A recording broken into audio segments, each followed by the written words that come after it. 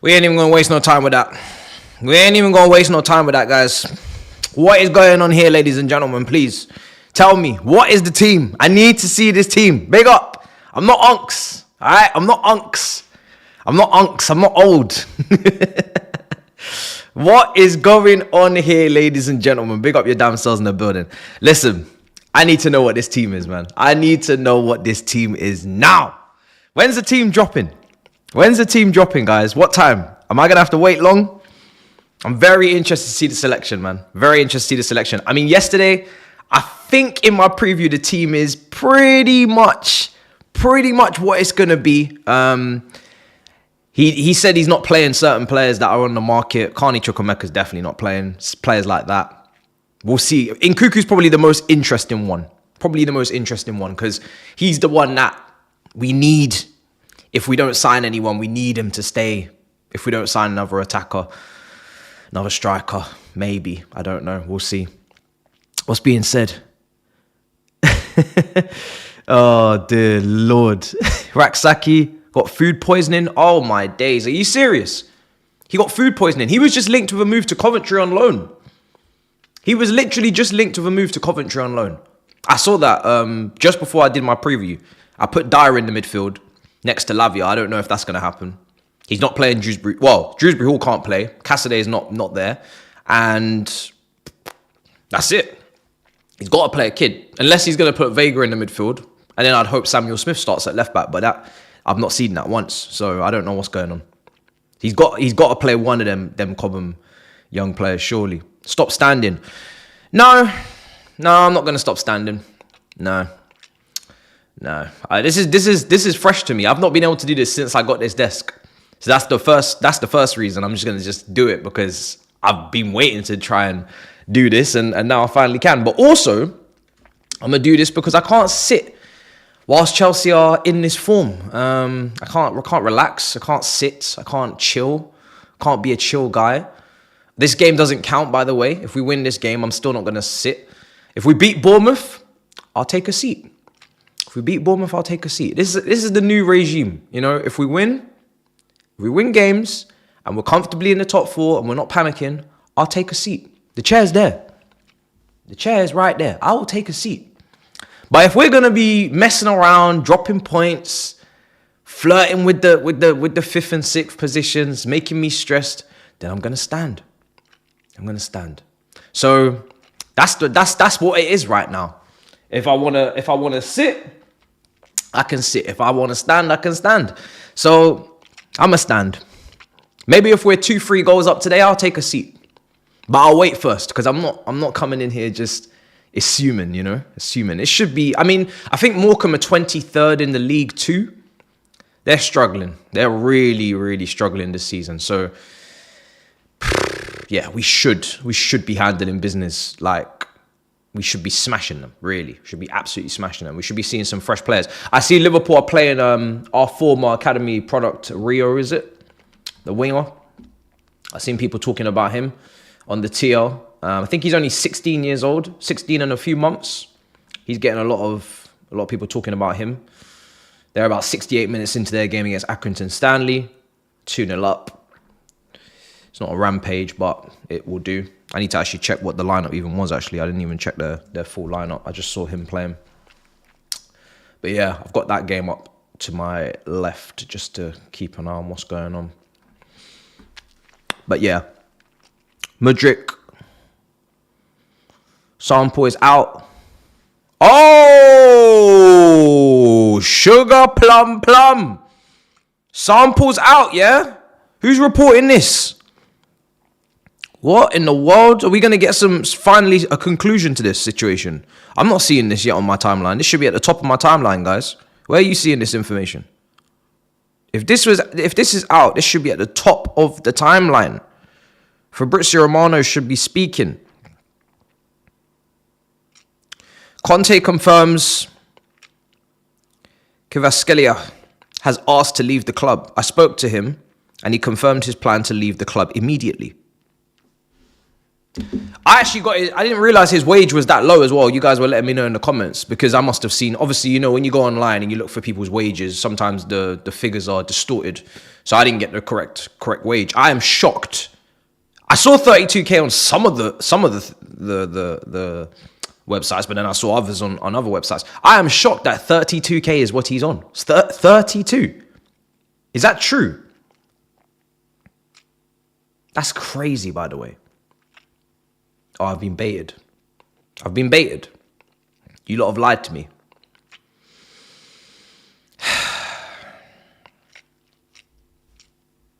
Honestly, I thought we were done with these silly games, guys.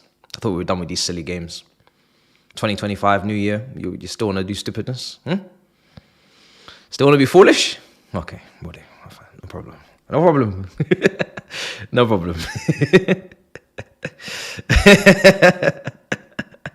I actually bought it as well because I was like, I'm waiting for the B. I'm waiting for the sample B. So I'm ready to get the results. It's like Jeremy Carl. It literally is like Maury, like Trisha. Who's the father? I just want to know at this point. You're delaying, talking about the backstory. He slept with my cousin and I don't give a fuck. What's the results? Talk to me. What are the results? Is he or is he not the father of 2-year-old Jeremy or 2-year-old Jakai? Oh, goodness me. Anyway. So I don't know. Disasi, yeah, people are talking about Disasi, Juventus. I'm not getting my hopes up until I see it in real time. Also, they want Araujo from Barcelona, but he's got a few injuries. But anyway, back to what I was saying. So I'm a bit surprised he's on 32K. I'm a bit surprised he wants to leave immediately. I also don't understand why Liverpool and PSG are the first two clubs that come up, considering both of those two clubs have two left wingers apiece, and both of those left wingers, both those clubs are doing well. You know, Gakpo and Diaz. I know Diaz is getting a bit older and he's still in his 20s. I don't really understand that one. I don't know. It's weird. If there's one team that need this left winger that's available randomly on the market, it's Arsenal, really. So I'm kind of shocked that there's not a link there. I'm sure Arsenal fans are pissed about it as well. But that's like the main one that sticks out. Tottenham, definitely. I mean, if they could, I don't think he'd go there, but if they could get him in, that would be massive for them as well. But yeah, it's weird. It's weird. So us, yeah, I mean, at least he does fit our wage structure, like you guys said. So that helps, of course. I still have reservations because until this Mudryk results, is he or is he not the father, comes out, the club are kind of, if they sign him, they're sending a message that Mudryk is done, right? Without the results. And initially it was, we back the player, we support the player, we wait for the results, he's so good, Ballon d'Or, number 10, we don't need this, he's the future, we believe in him. So, you know, if you go and sign a player like that, I disagree with all of that, by the way, for a single sentence that has been, you know, articulated out of the club. I disagree. This player, if he had gone to Arsenal, would have been better. Some people say under Arteta, but he may have also just been exactly what we've witnessed, which is raw, unable to kind of put the tools together and maybe not even getting that consistent game time that he needs as well. Could have been another black mark on Arteta's record. But yeah, for me, listen, I would love to bring in a left winger. I just don't see it. I don't see it right now. I don't see it. But we'll see. There's still time in the window to go. But it would be quite the shock. Is our team news dropping? No, I haven't seen the Gusto rumours, no. Kobe Mino is a silly rumour. That's not happening. It's not happening. I barely even addressed it. Some foolishness, man. Some foolishness. Not what we need. And also, because he needs a bumper contract, of course they link him to us. Of course they link him to us.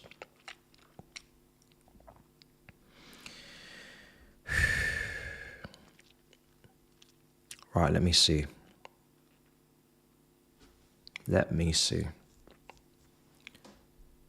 Are they just going to drop an hour before? We're not going to get it any earlier this time? Looks like it.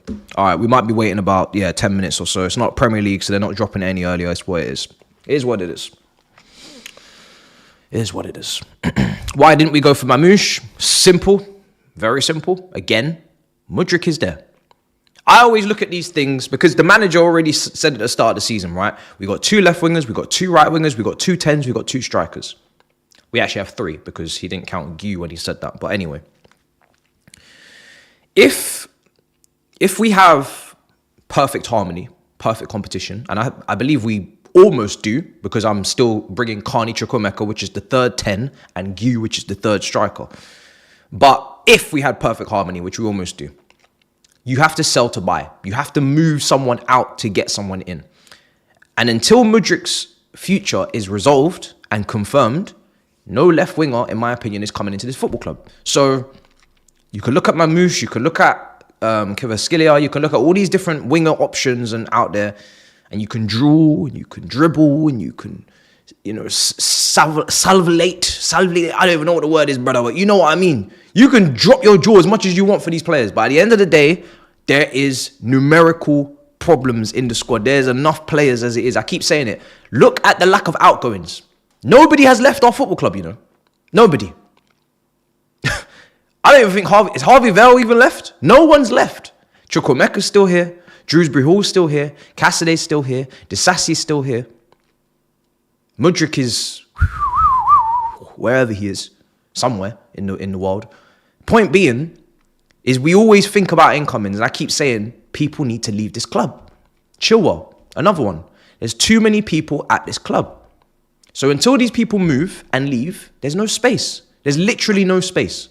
There's no space for centre-backs. There's no space for wingers.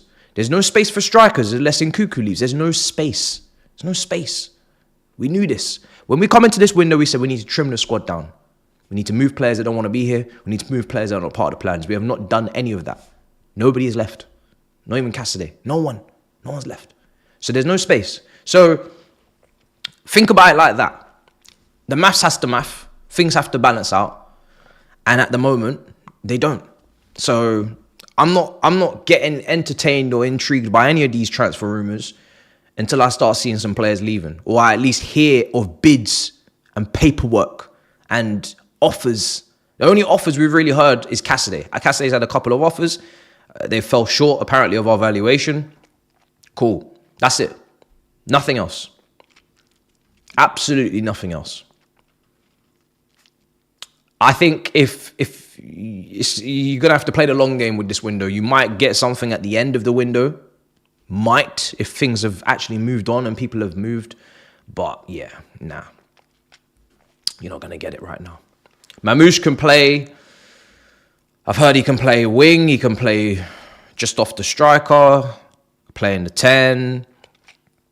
At the end of the day, he's... if he's a second striker... That's what, Palmer's position, but just slightly altered, a bit different instructions, but it's the same position, right? Be behind the striker. We don't have any space behind the striker. We already know this because Nkunku's a second striker. He ain't getting any options in there, is he? There's no space. There's no time for him there. So why would we sign a second striker if there's no space for a second striker?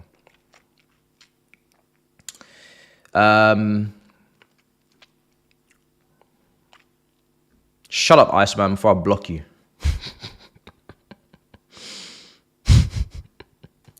Jonathan David, again, not going to happen. Not going to happen. He's available on a free in the summer. If anyone gets him, it'll be on a free in the summer. No one's going to pay money for him now. They just get him on a free. It's waste of money paying for him now. He's an Egyptian Nkunku. Yeah, well then, I've heard he can play multiple positions, right? I've seen he can play multiple positions. At the moment, I think he's playing in the front 2, which is the same as Nkunku's playing with Leipzig when he's playing in the front 2. Again, we can't accommodate for that. We literally cannot accommodate. Felix, Nkunku, Palmer, Chukwuemeka's still here. We cannot accommodate. So that shouldn't surprise you. Iceman hasn't been a mod for months. Why are you only seeing this now and being shocked? This brother will never be a mod again in his life.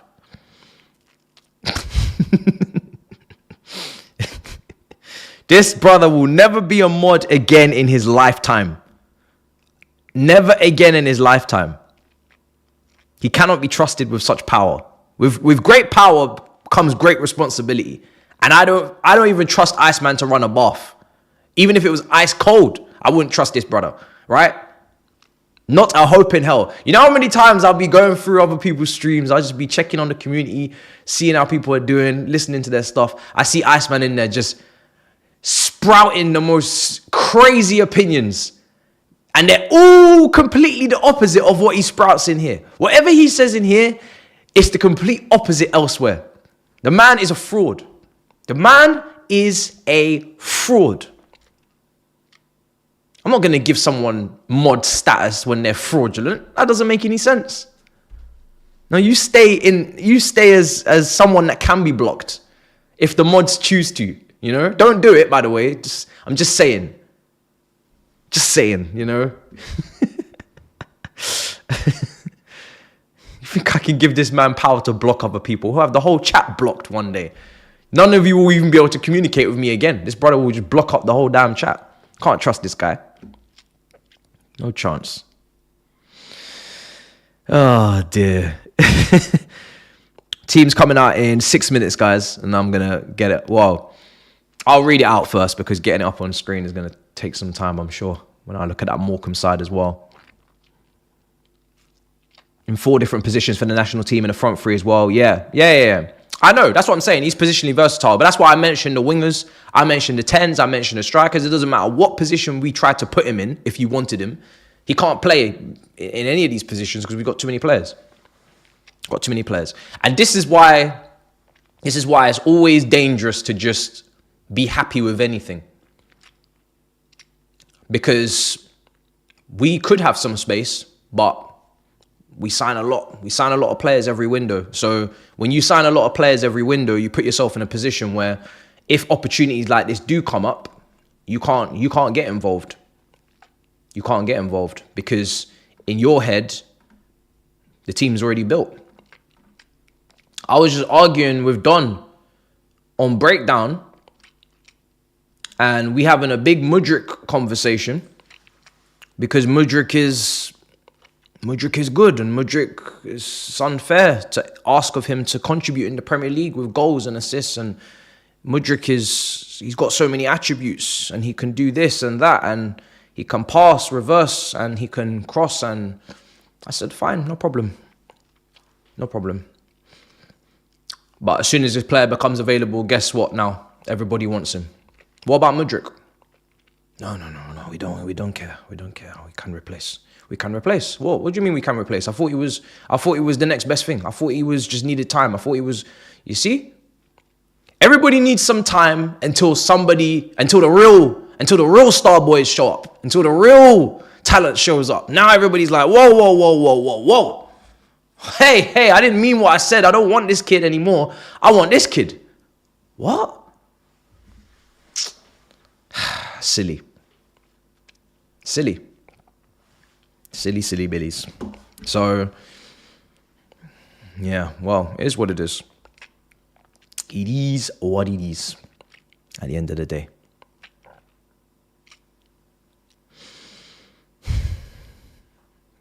It's going to be very different. Unless it's like a mutual termination of the contract. Good luck trying to move him. It's going to be a loan, and there's going to be a lot of players that are probably going to have to move on loan, and it's going to be every summer they come back and we have to loan them again, and we have to hope and pray that somebody will pay the book value price tag for them, but it will be difficult to move some of these players. Like I said, I think so far selling wise we've been really good in terms of the money we've brought in, but a lot of those players have been from Cobham, or a lot of those players have already achieved something here. Like Havertz had a reputation before he came to Chelsea, so he's leaning on that a little bit, and won the Champions League. He's leaning on these things. Cobham is Cobham. Cobham's got a great reputation. Maatson, Lewis Hall, Gallagher, Mason Mount. It will be Chalobah next. Gurhey, look at the price tags people are talking about. Lewis Hall, if I've mentioned, Livramento, etc., etc., etc. Disasi? Dewsbury Hall? Mudryk? Good luck. Let's see. Now this is where we really see how good we are at selling. This is how we really see how good we are at making money. Because these players, they ain't achieved anything, and they ain't from Cobham. They ain't got that little, little boost on their CV. So let's see. Let's see how we move these guys. I hope we do. I really hope we do. I hope we negotiate until our heart's content, and I hope we get rid of these players that we don't need. But it's not going to be easy. It's not going to be easy at all. It's not going to be easy. I think Dewsbury Hall and Carney Chukwuemeka, because they're English, should be easier than the others. I'm not sure what type of money you're looking at. I don't know what kind of money we need, but yeah, it's gonna be a bit more difficult. Chilwell is a madness, man. Chilwell is not going anywhere. Chilwell is not going anywhere anytime soon. That brother is here until 2027. He's not. I don't think he wants to reduce his wages, which is fair enough. Not really surprised. My only hope with Chilwell is that he actually wants to play at the World Cup under Thomas Tuchel, and that is his drive and his motivation to leave the club. If he doesn't want to do that, or he doesn't care, then we're finished.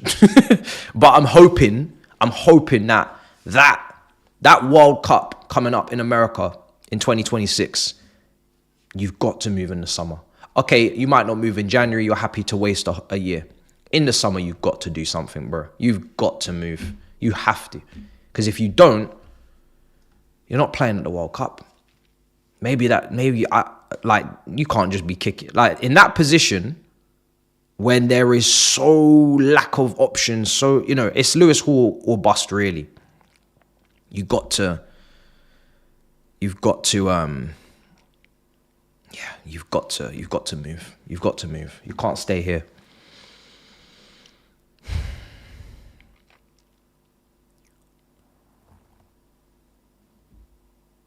Why are you bringing up Manchester United making Champions League, Marcus? Are you deluded? Are you actually deluded? Why have you left a comment saying if Man United make Champions League and Chelsea don't? What world do you live in?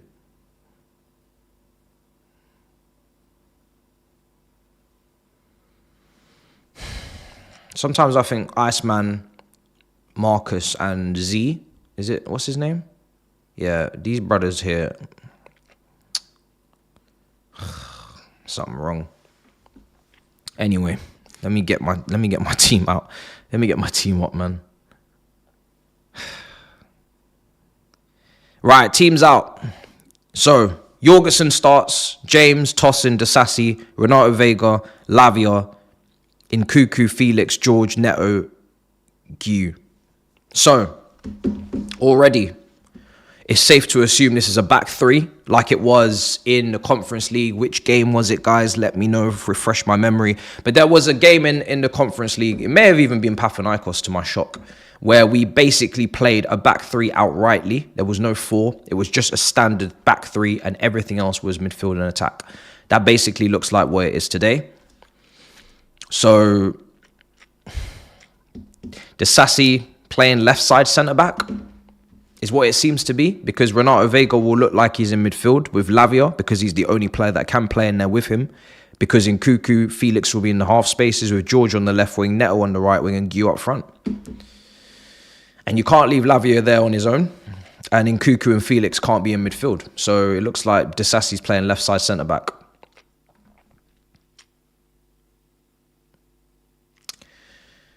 Initial thoughts? Disappointed. A little bit disappointed. Disasi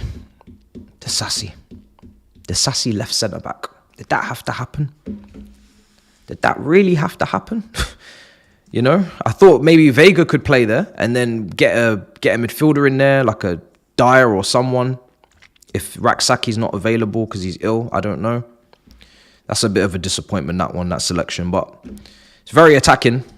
It's good to see Nkuku and Felix in their in their half spaces, I guess, their strongest positions. Let's see how they play. James starts.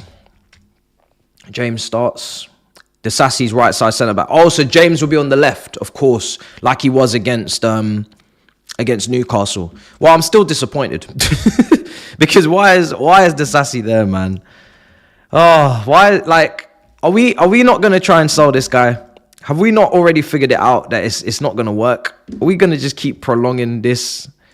Like, do you know what annoys me is that Carney Chukwuemeka is not in the squad because he's not part of the plans, right?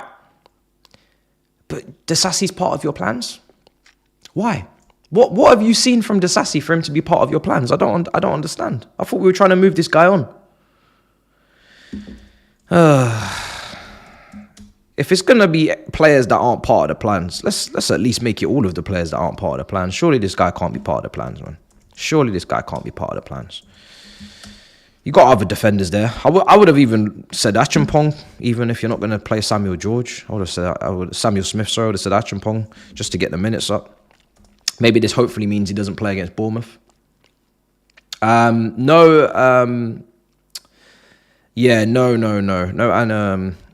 and Semino, no, he doesn't play. He's hasn't acclimatized to the country, to the weather, to the surroundings, to the settings. So he is not here, which is a shame because I would have loved to have seen him make his debut. That was one of my big hopes when they did announce he was coming back. It's not going to happen. Colwell is on the bench, so is Acheampong as well. Just tells me surely Acheampong is starting against Bournemouth. That's the only. I mean, that's the. Hopefully, what that means. That's the good part of that, because you'd assume he knows what his team is against Bournemouth on Tuesday. So if he doesn't start that game, he should have started this game. That's my only point. If Acheampong doesn't start that game, he should have started this game because he should be playing one of these games. So this surely means he's just starting the next game. Hopefully. Maybe it's a back four against Bournemouth of the same one that played Palace, really, isn't it? Gusto, Acheampong, Colwell, Cucurella. Hopefully, if that's the case. Noni. No Noni in the squad. What on earth is going on here? No Noni in the squad.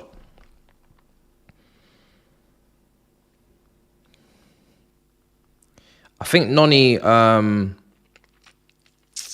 based upon the way the managers had to kind of manage him this season, he's treading a line.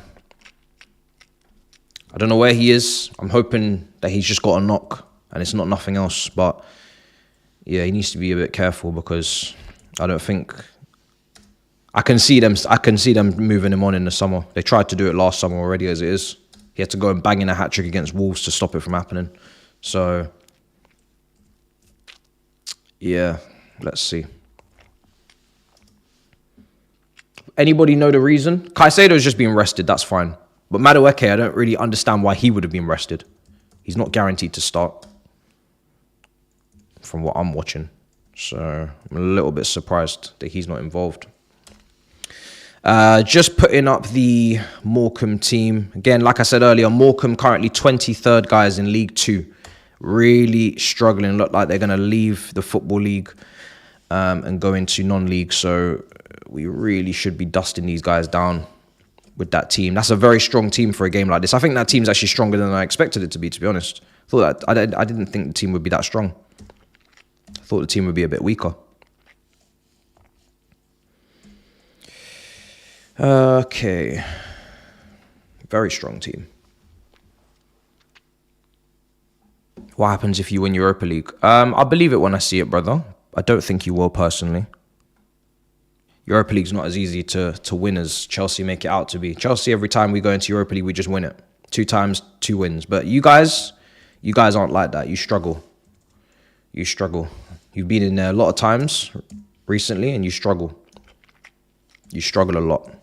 I was going through your positions in the table over the last few years, and as much as people banter Chelsea, you lot have actually been horrendous.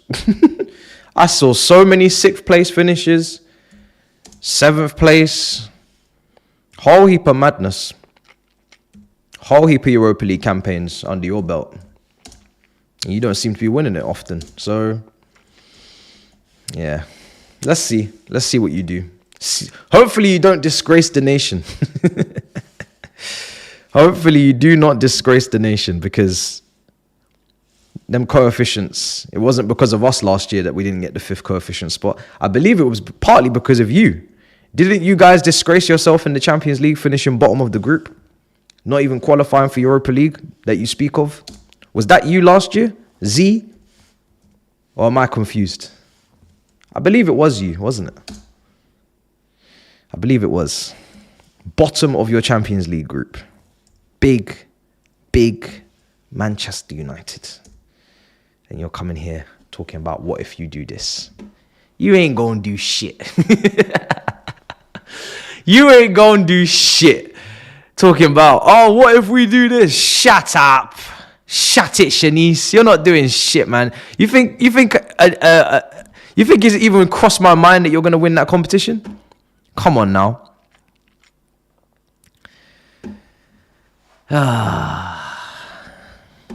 You got the manager to do it, but nah, not gonna happen for me. Not gonna happen.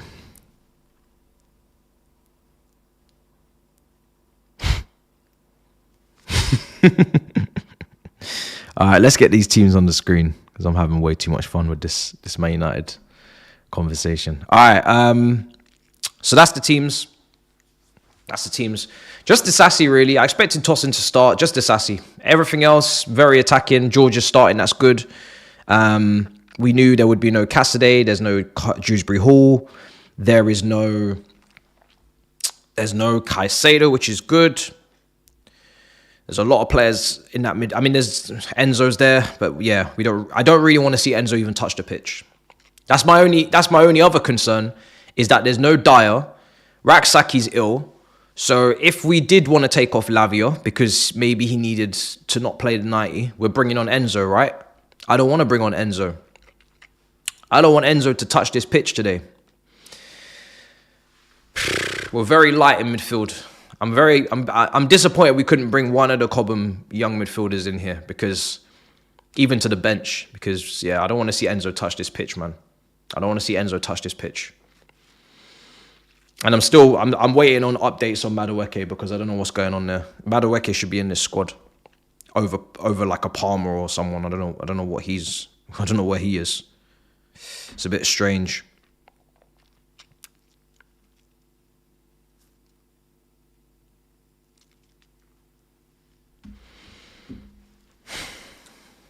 How does everybody feel about the lineup? It's very strong. It obviously eradicates the risk of us going out the competition, because a team that strong is just not going to fail in this type of game. There's no chance. I do feel like it's almost a bit too strong. I don't know. I'm a little bit surprised. Like, Palmer's on the bench. Enzo's on the bench. Colwell, our only centre-back at this point that can say they've played more than 12 games, is on the bench. Where's Murray Campbell? You say if we're winning this game 4-5-0, where's Murray Campbell? Where's Dyer? Where's the opportunities for players to just come and showcase what they can do? Why are this many seniors involved? It's just a bit surprising. It's a bit too strong.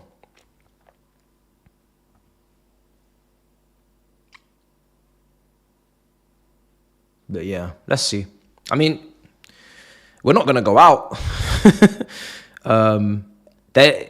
League 2 and 23rd place, just a little bit surprised. I mean, he said he was obviously watching the games, and he watches all the teams that we play, right? Obviously, that's his job. I don't know. I don't know what he's seen from them in 23rd place in League 2 and watching their matches to say that we needed such a strong team. I don't know what he would have seen that's good from them. They've had a shocking season. But listen, I want to win the FA Cup, so of course I'm taking this absolutely seriously. We're clearly taking it seriously. So yeah, let's see how it goes. Should be a walkover. If there's one thing that this team has to deliver now is an absolute battering. I'm looking for minimum 4-5 in this game. Should be an absolute smoking. Shouldn't even be anything less. Shouldn't be anything less.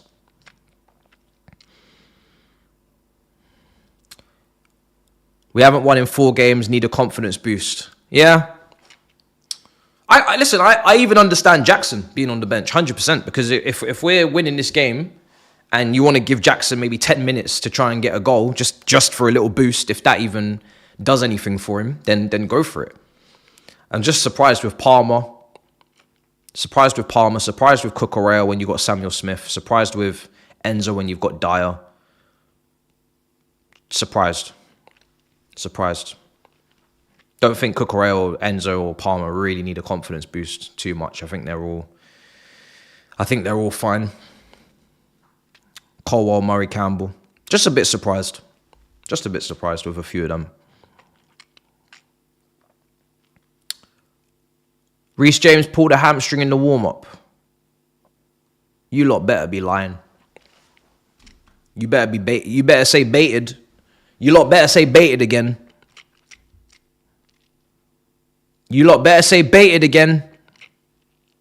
Fabrizio, PSG have agreed every term of Cavaskilia's contract for the next 5 years. The salary will be 4 or 5 times the current one at Napoli, which is obviously not as much as I thought it would be because I looked at the wrong source.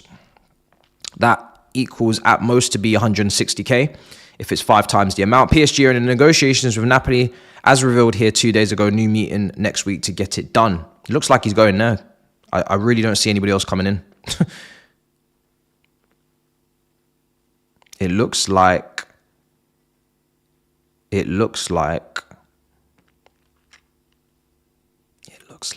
going PSG without a fight. A player of that quality is just going to PSG and there's no fight. It's kind of mad. Guys, I don't know where this James stuff is, and until I see it, I'm not really going to believe you because you already got me once.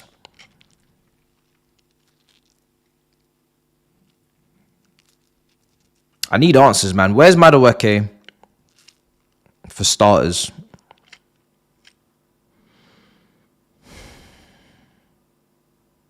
I tried to convince him to stay, but he decided to go and try a new chapter. The club and his agent now find a solution.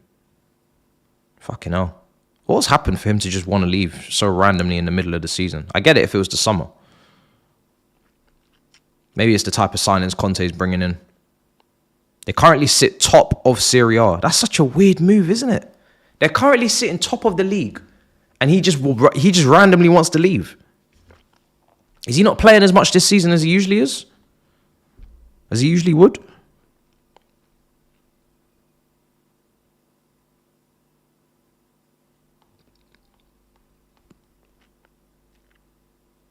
Very strange. Very, very strange. No confirmation on why Noni's not in the squad, so I'm not going to speculate. But I'd like to know as well. I'd like to know. It's very strange. Very, very strange. It must be a money thing because he probably doesn't want to sign a new deal. So he's like, well, if I'm not going to sign a new deal and I'm making dead money, I may as well leave because I don't want a new contract to make more money here and I need more money. So that means I need to move. That must be it because 32k a week for him is ridiculous. 32k a week. I think you makes double that. 32k a week. We could list off a lot of players that are making double and triple that aren't even they ain't even close to him in terms of quality. So he's getting absolutely rinsed out there. He's getting that's pure robbery. That's absolute robbery. Look at what Rashford makes and look at what he makes. Crazy. Same position. What does he make in a year? He's getting absolutely fleeced. 1.6 million in a year.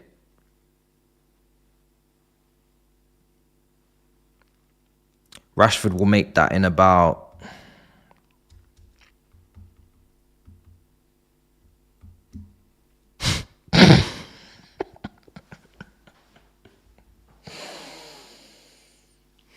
Rashford will make more than that in 5 weeks, what he makes in a year. Oh, the game has gone. The game has gone mad.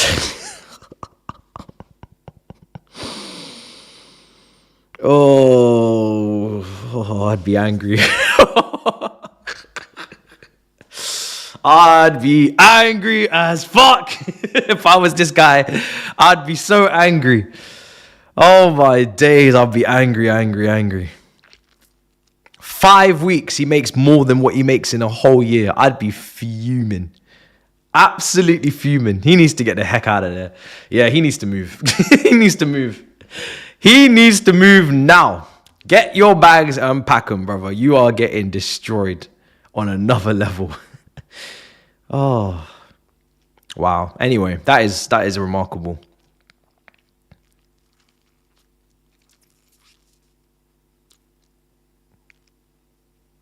Where's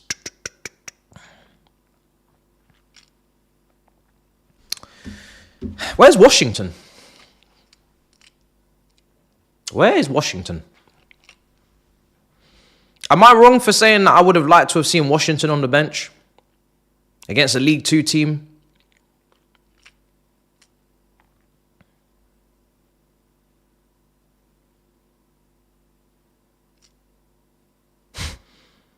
They're saying Washington's in the White House. I don't know, man. I know people are saying who cares, but this is the problem. It's like we should care about these players, no? Should we not care about Washington? And this is a great opportunity. It's a great opportunity for him to play. I don't understand why he can't be involved in this team. Like, let's really, like, why? Why can't he be involved in this team today? I'm confused. He's part of the project, right? He's young. He's talented. He's ticking all the boxes. Why can't he play in this game? Why can't he be on the bench? Why can't we see 45 minutes from Gu and 45 minutes from Washington? Do you know how refreshing that would be? Do you know how refreshing that would actually be? As someone who wants to be able to see what we paid for, what the talent is, why can't he play 45 minutes against a League 2 team? Where is he? Where is he? Where is he? Like, I'm. This is really confusing, you know. This shit is really confusing. I'll be real. It's so confusing. Like, who is actually important and who's not? I'm so confused. It don't make no damn sense. It don't make no damn sense up in here. Oh my goodness. It's so confusing. It's ridiculous. It's really, really weird. Don't make no damn sense.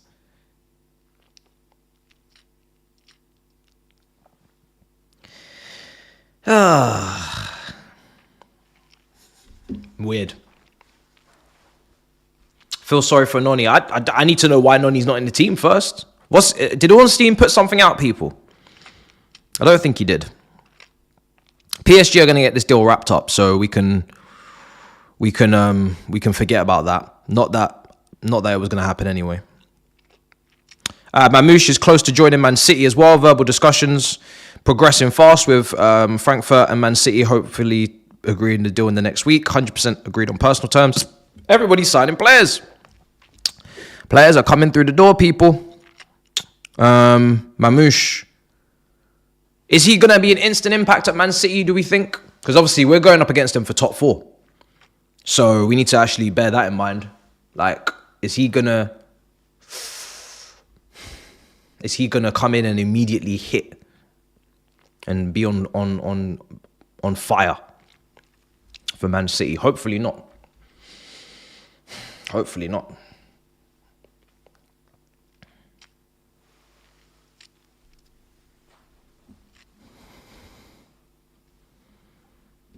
People are saying nah. Alvarez replacement.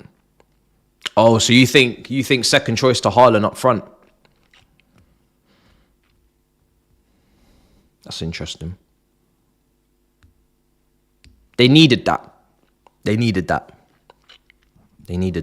It does look like is it a similar profile? Well, I don't think Alvarez is as positionally versatile, to be fair.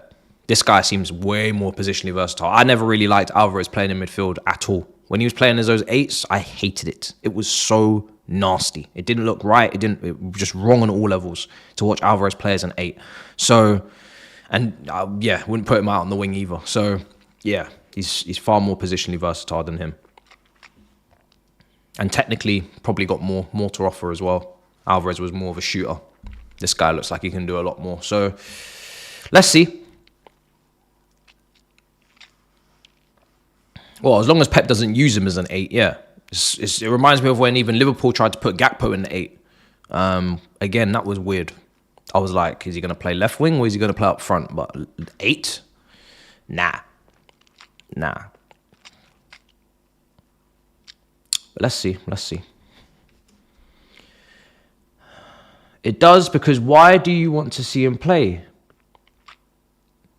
If not the fee. You sound like this is a new thing being happening, Roman.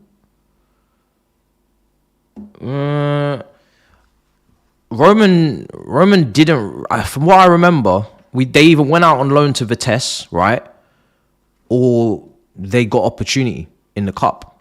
Don't really remember us spending 20 million on someone and putting them in the under 23s. Unless you can give me a name. But I don't really remember us doing that too much. Locked into the under 23s, not playing in cup games. Don't remember that. Someone that hasn't made their debut for Chelsea yet. Don't remember that. But give me an example if you can.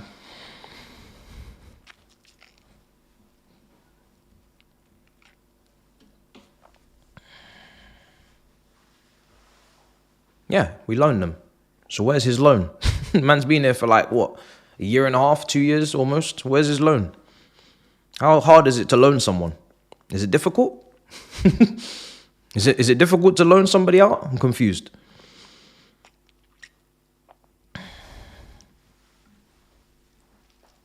Point is, he should be playing men's first team football so he can develop. That's the whole point. Either in a game like this or somewhere else. Don't really care where, but he needs to be playing men's first team football. That's the whole point of bringing him in so he can develop. He ain't developing shit in the under 23s, I'm afraid. You shouldn't have to really sign players to go and play in the under 23s. It doesn't really make sense. Not for that fee.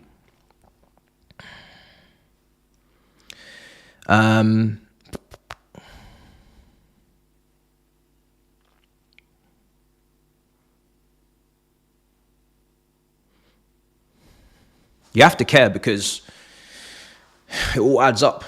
You could probably count about 150 million's worth of players for these price tags. And then the same people will ask me, why are we not signing Osimhen? Why are we not signing Kvaratskhelia? Probably because we can't afford to buy them right now. Because we have to actually be careful with our money. That's probably why. So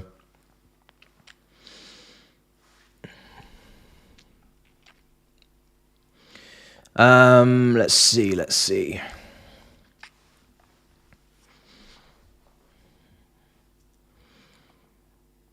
Yeah, I can somewhat see Gakpo in midfield. Nah, not for me. He always played as a winger for PSV, I believe. Left wing. I don't know what's going on with Noni, man. I don't know. I really don't. I really don't know.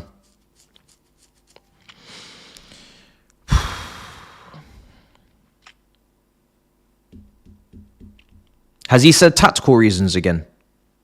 Surely he hasn't said that. He hasn't said that. Let me check because there's no way. If he says tactical reasons, tactical reasons has become the new bluff for something went wrong. Dortmund now seriously considering Chukwuemeka from Chelsea, exploring a loan deal. Just bloody hell, get on with it. Just get on with it, man. I want to see this guy play football, for God's sake. Oh, brother. Why are people saying Noni gone?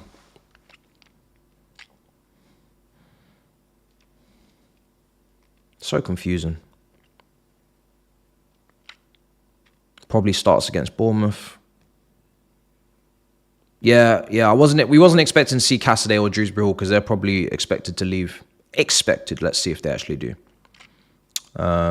Cassidy probably more likely than... Well, Dewsbury Hall should be going as well, to be fair. They should all be leaving. All right, let me check for this. Where is this going to be now? What time are we at? Okay, we're not there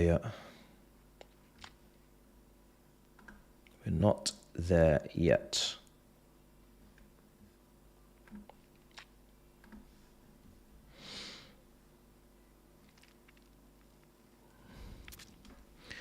Madueke is a weird one, man.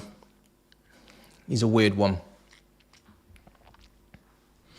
Initially, when I looked at him when he came in, I thought, he's good. Is he going to be Chelsea level? Depends on a lot of things. He's got... It's probably the same argument that the Mudryk,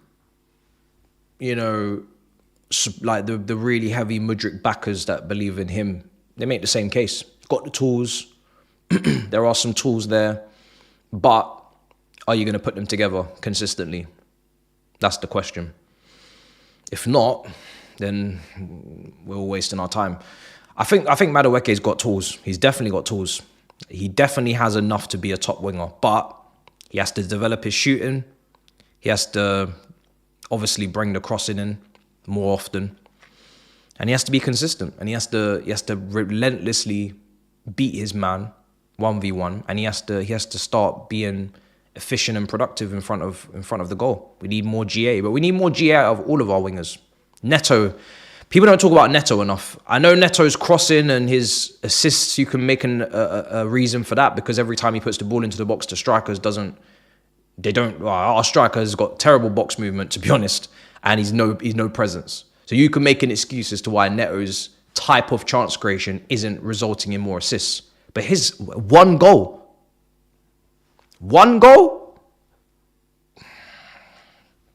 that's not good enough, man. We're halfway through the year. He's got one Premier League goal. That's not good enough. So he needs to fix up as well. It's his first season, cool, but it's not your first season in the Premier League and you're pretty experienced. You played quite a few years in the Prem as well. So I'm expecting more. I'm expecting way more. Way more. Way more. Need more. Sancho, still expect more goals from Sancho as well. Because Sancho can actually shoot. That's the weird thing about Sancho. He doesn't take many shots. I was looking at his shot per game. It was like 0.9. So basically less than a shot per game. Just about less than a shot per game.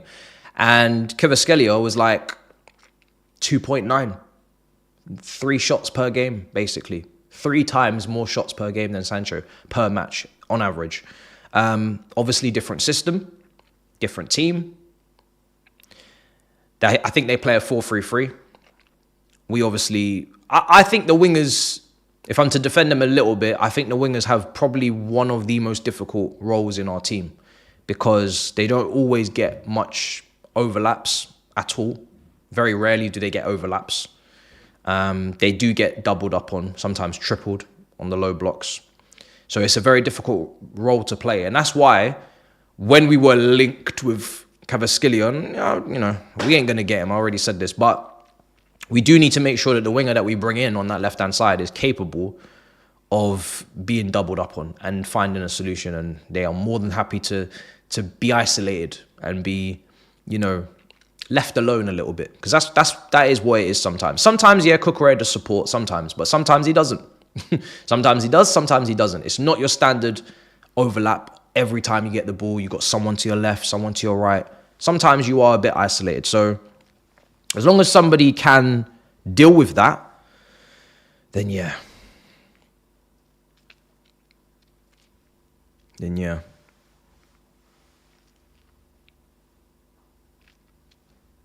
I just said Sancho should be on more goals in the chat. He should be on more goals. I just said he can shoot. He can shoot. He doesn't take enough shots. So I don't know what you're talking about bias. You must be deaf. Literally just said the man should be getting more goals.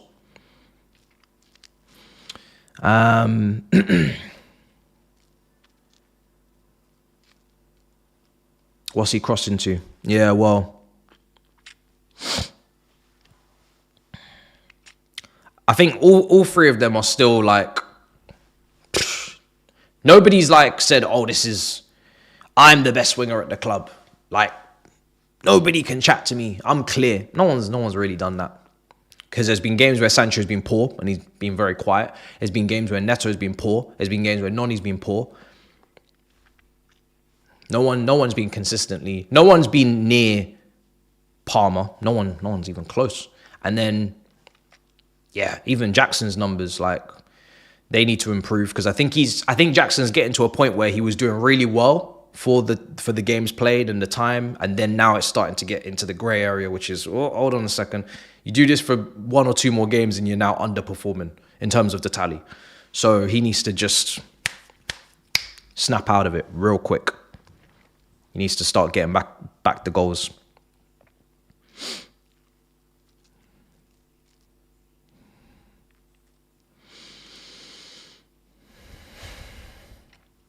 Yeah, listen, it wouldn't surprise me if Noni's gone in the summer. It wouldn't surprise me if Nkuku's gone in the summer. I think both of those signings were from Christopher Vivell. And obviously we know why he left, because he didn't really feel like he was getting the say-so, the power that he signed up for. What I do find interesting, though, is that he is also the same director, I think, that wanted Felix. I think. And they didn't want Felix. And that was probably one of the last straws. I think that was a similar time. Lampard was in charge, Felix, and Pochettino was about to come in. And he wanted Felix, he didn't get Felix, and now we have Felix. Now we have Felix. Ibrahim said, you massively overrate Noni. He doesn't start for any team in the Prem.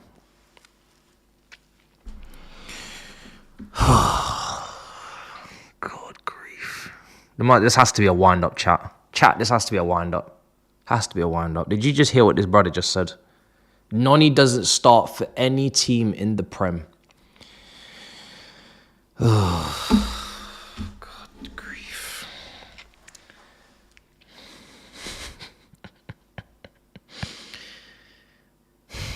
I think these people get off on just saying the most dumb shit. And just exiting the chat and leaving. That's what it is. Oh, why do we have to be drama queens? Why? Why do we have to do it? Why do we have to do it?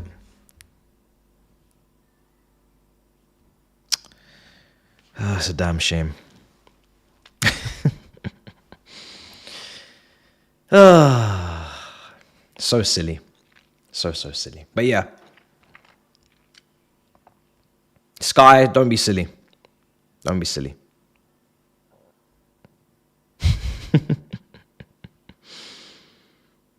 Oh dear me. Bro, don't say wallahi, bro. Don't do that, bro.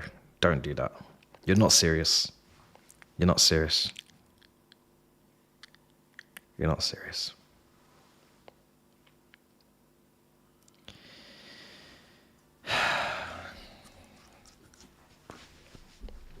Don't bring wallahi into this, brother. You're not serious. No.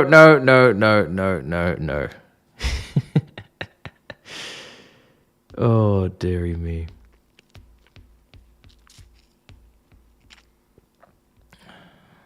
Mad. Anyway, so yeah, like I said, there's drama. We just have to, even Neto, right? We just have to going forward look at these players and think, what are we trying to do? Are we trying to be a transition back and forth team? Are we trying to be a dominant possession based team? Because this season, even that's been quite confusing. I think we've been quite adaptable. If someone plays a high line, we'll take advantage of it. Brighton, Villa, we're not afraid to break fast. That's good.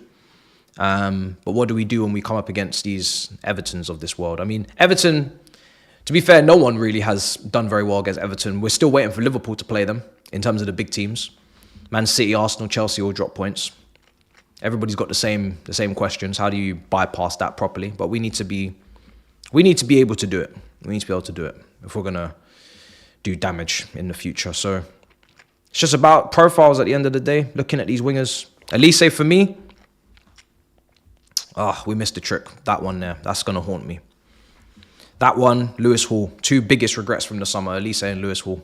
And then people will have Duran as well and Samuel Meridion and those guys as well. But yeah,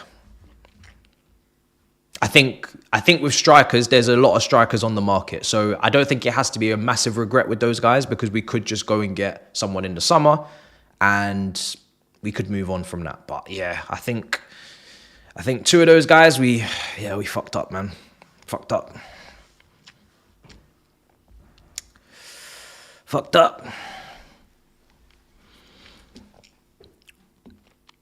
I believe Datra Fofana's out on loan in Turkey. I think he was injured for a while, so yeah, I'm not really even checking on him. Broya is injured again. We all saw that. I think he's out for a very long time, potentially at Everton.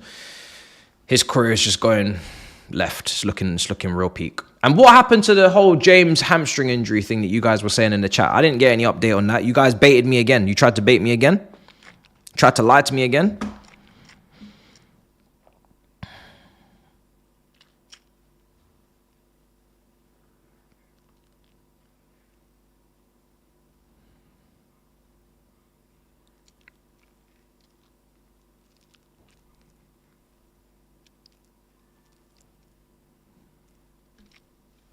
Let's see.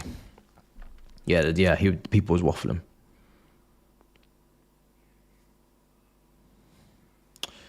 Please tell me why you think Gurhi isn't the kind of defender we need, because I feel he's exactly what we need.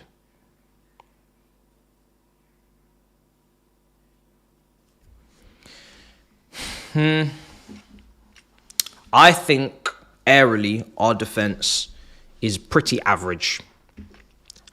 And that is probably putting it quite kind, to be honest. Pretty average. And considering who Chelsea are and what I've watched over the years, Ivanovic, Terry, Alex, Cahill, we can go through the team if you want. Ballax, Drogba's, physical monsters. A team that can compete aerially and on the ground, right? You look at how we lost that cup final last year. Van Dijk from a corner. Van Dijk. Konate. Top 2 percentile for aerial duels. Monsters.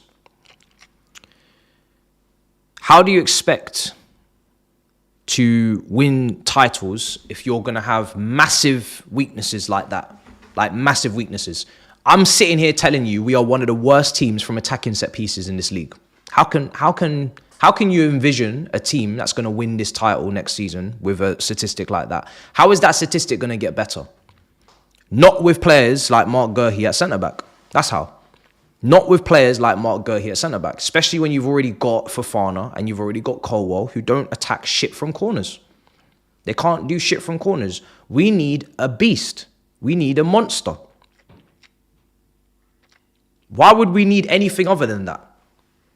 What is the justification for bringing in another 6-foot defender that is meaty aerially, good on the ball, decent on the ball, and positionally versatile? We have that in Chalobah, no? We literally have that in Chalobah. What is the justification for taking Chalobah out of the club and spending 60 million on Mark Gurhi? What's the justification? What is it? I don't get it. He'll bring leadership.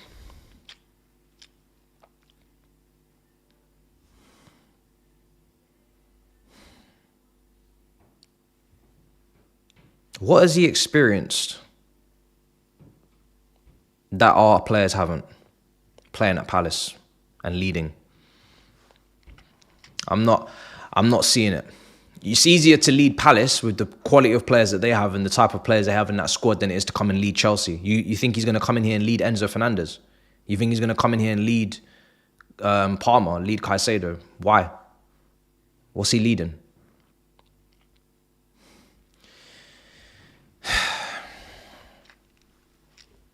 You can lead Eze. You can lead Adam Walton.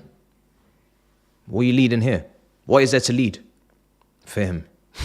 I don't get it. I don't get it. For me, it's just a move that we're making because it's opportunistic, because financially there's something in it for us with the clause, and he's got a year left on his contract. If Mark Gurhey had 4 or 5 years left on his deal and there was no clause, he wouldn't be on our list. He would not be on our list. Now, you could say every club moves like that. They look for opportunities. Cool, 100%. But you should also be making sure that that's exactly what you want. And I don't think, I'm not convinced that they look at our defense and they say, you know what we're missing? You know what the final piece of the puzzle is for this defense so it can be airtight and stop conceding goals? And it's Mark Gurhey. I don't believe that. I don't believe that for a second. Don't believe that for a second. Now, if we had our centre-back pairings already sorted and we were looking for options, fantastic. Fantastic. Maybe price-wise, you're still paying too much for an option, but good stuff. Good stuff. But, nah.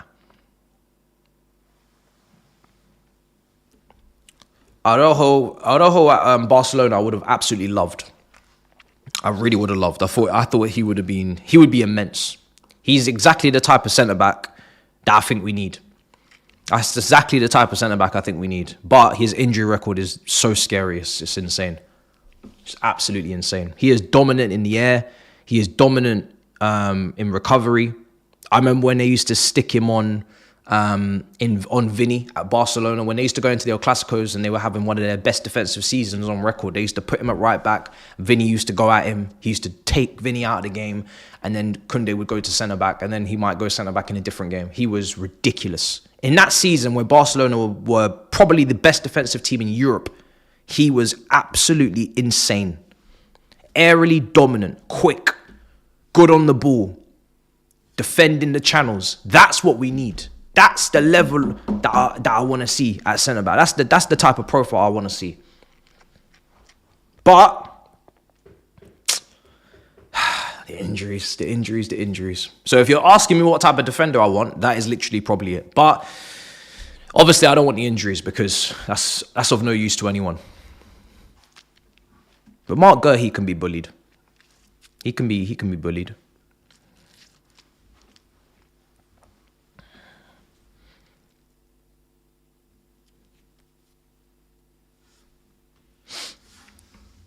I'm looking at Achampong's development and I'm thinking, is it worth Gurhey? Nah, I don't think so. I'd rather just see if Achampong can be what I'm asking. Because Gurhey's not the level that I'm like, oh yeah, finally, we have everything sorted now. You don't have to look at defenders anymore. So if you're not bringing in a defender that's doing that, then may as well just stick with what we have. See if I can find it in-house.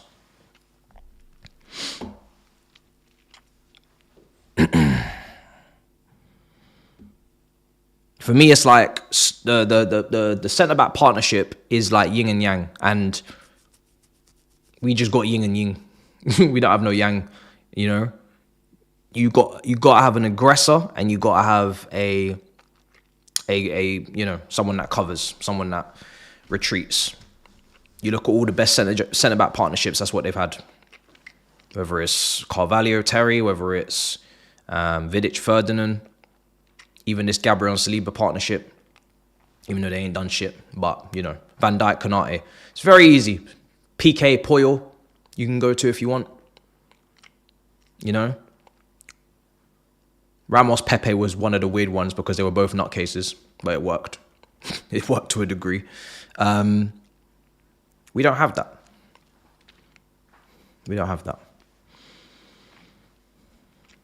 If you're going to have Levi Colwill as one of your centre-backs, you need to have the next person next to them need to be a nutcase. Like a Rudiger. Rudiger and Colwill is a compliment. Araujo and Colwill is a compliment. Gerhi, I don't see it. I don't see that as complimenting. Don't see that as complimenting at all. That's two defenders that they can be a bit shy.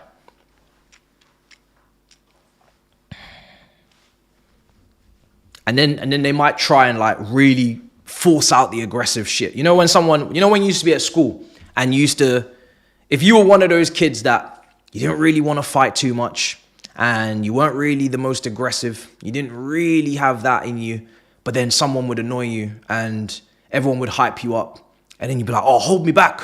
Hold me back. That's our defenders. Our defenders are hold me back defenders. Our defenders are 10 man in between you and your enemy. Hold me back. Hold me back. I'm going to fuck him up. Hold me back. Hold me back. I'm going to mash him up, man. Hold me back. I swear I'm going to fuck him up, man. Hold me back. Bro, you're not going to do nothing, bro. You're not going to do shit, man. Stop it. Stop this nonsense, man. Just go and take a little juice. Go and sit over there on that side and just take a little sip of your Capri Sun. Go and sip your Capri Sun. Sit over there. Shut up. You're not going to do nothing. Rudiger will do you something. Ivanovic will do you something. Araujo will do you something. Yeah? These men will actually fuck you up. I want a defender that's actually going to fuck someone up. Not these pretenders that every time, 85th minute when we're 0-0, oh, I'm going to fuck you up, man. I swear I'm going to fuck you up. I swear I'm going to punch you in your throat, bro. I swear, bro, on your mother's life, bro, I'm going to fuck you up. I want someone that's actually going to fuck someone up. Someone that's actually going to fuck someone up. So don't talk to me about Mark Gerhi. I want someone that's actually going to fuck someone up. That's what this team needs. A real one, yeah? A real fucker. Talk about all these pretenders, man. Get these pretenders out of here. Get these pretenders out of my sight. Swear to God, I need a real one. Oh, I need a real one, man. I actually need a real one. It's about time. It really is about time. I'm still waiting for this game. If it's going to be... How long we got? Okay, 9 minutes. I'm correct. I need a real one. That's the best way I can think of articulating the situation. That's the only way I can think of. That is what it is right now. And by the way, you need those people. Because you can't have too many people that want to fight, otherwise we're gonna have a disciplinary issue. Or, it's just not gonna balance out. But you need a fighter and a healer. Centre-back pairings are about fighters and healers. Stones and Diaz's. Fighters and healers. Terry, Carvalho's, Saliba's, Gabriel's, Vidic, Ferdinand's, Poyos, PK's. Fighters and healers. Water and fire. We have water. We have healers. We have no fighters. We have no fire. That's it. Listen, I don't even mind Rudiger coming back to my club at this point. Go get Rudiger. Go get Rudiger.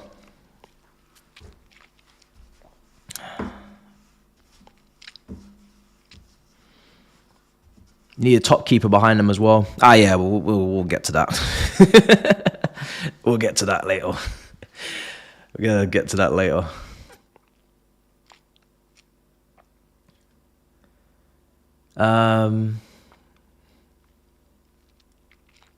Listen, bro, I don't watch Barcelona every week. You're saying, you actually think he's a good player. That season where I was watching them, that season there, he was unbelievable. I'm not saying we should bring him in because, like I said, the injury record's mad. I know he's not starting at the moment, so his stocks are lower because they've got the young kid that's come through and the new back four and the Spanish duo is there. Martinez, cool, no problem. I'm not really interested in where his stocks are right now because we're not getting him anyway. I'm just saying, look at him that season, how he played, and that is what I want.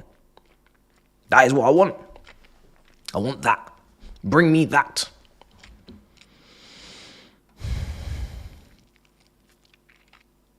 Romero is the centre-back. Yeah, Romero's a nutcase. Romero van der Ven, another example. Healer and and fighter.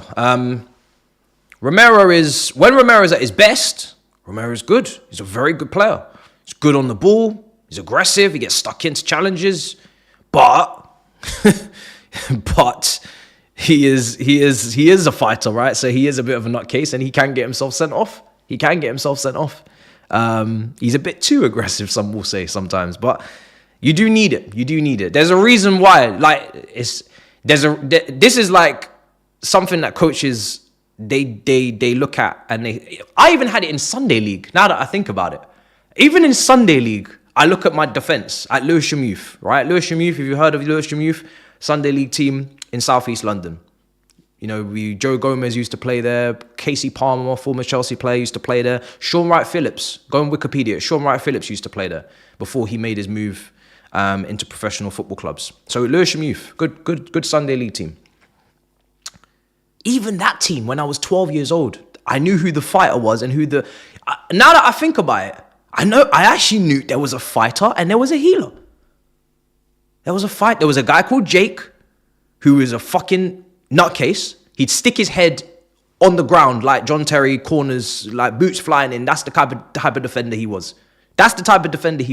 Nutcase. He would get his head kicked in a cup final, and he wouldn't mind. And then you had Jordan, and he was a bit lankier, taller, slimmer, a lot of pace, and he would just sweep. Even Sunday League, this is the balance. I didn't know it back then because obviously I didn't give a shit. I was like 12 years old. I don't really give a shit about who the fire is and who the brimstone is. I don't give a fuck. But now, now that I think about it, it was true. It was true even then. So yeah, you just got to get that balance right. As long as you get that balance right, you'll be fine. But got to get that balance right. It's impossible to try and do it any other way.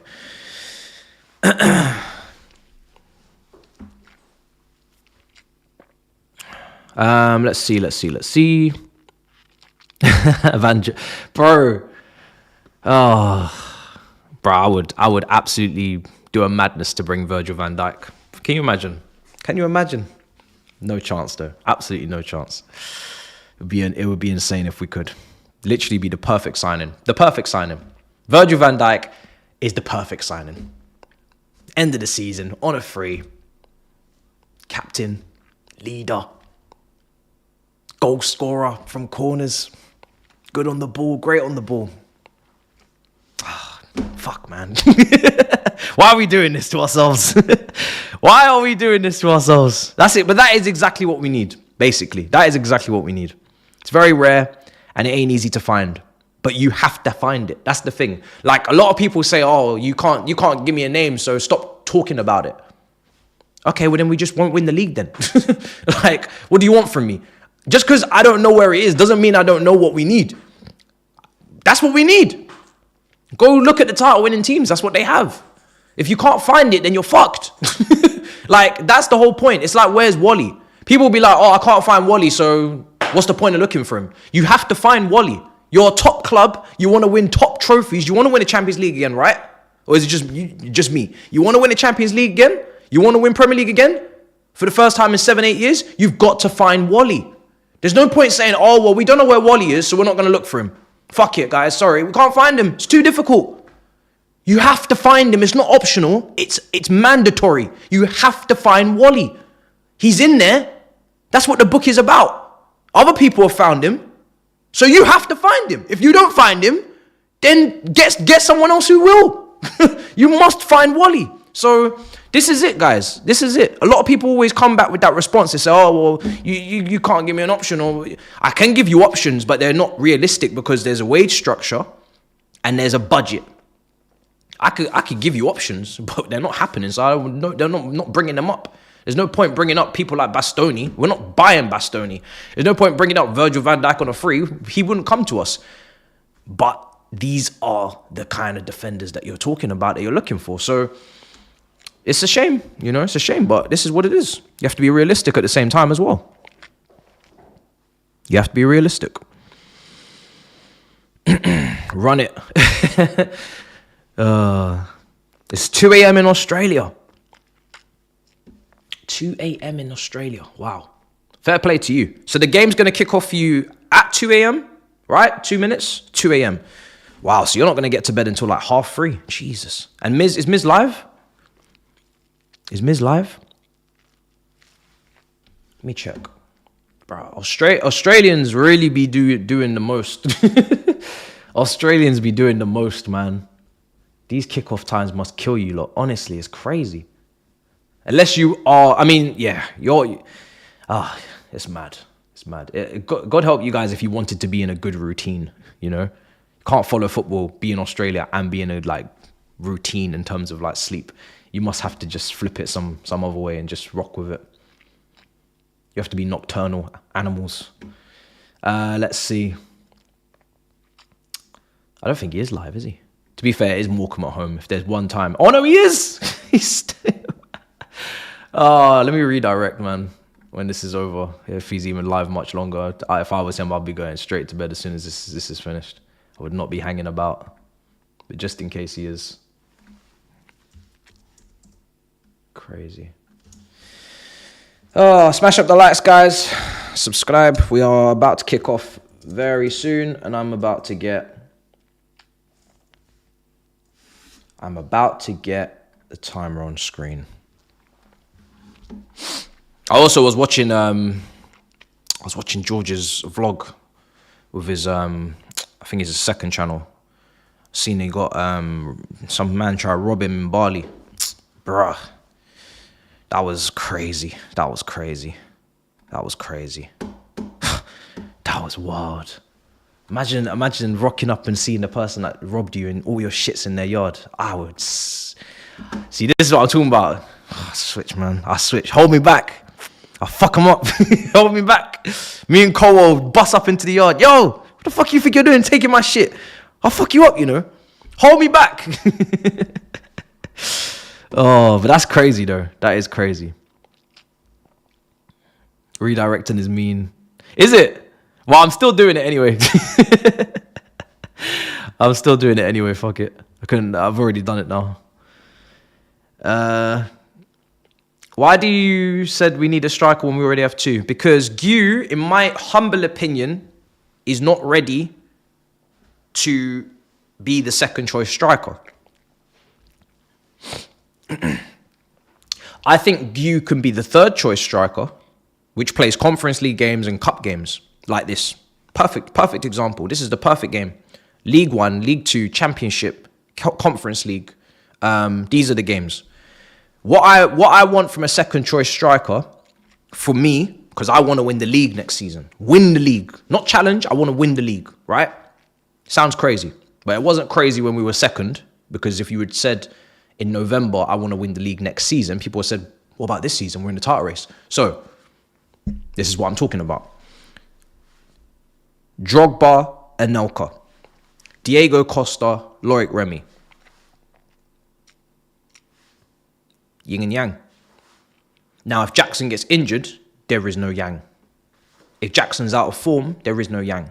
Because asking you to be top of the structure in a title-chasing team is absolutely ridiculous. It's absolutely ridiculous. You know, if you're asking for that, then if you think he can handle that, then you must be smoking something. So, yeah. We've kicked off anyway. Let me get the timer. So yeah, it's as simple as that for me. Simple as that, guys. Just want someone that can help our striker score goals in a campaign. If he has to chip in with 7, 8, 9, then he has to do that, depending on the game time. Why is this not showing up? So yeah, it's pretty simple to me. Pretty simple. Let me know when it's kicked. Has it kicked off for you guys as well?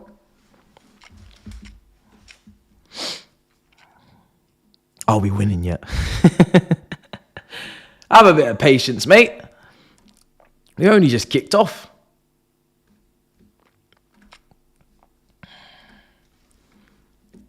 So yeah, we need a striker.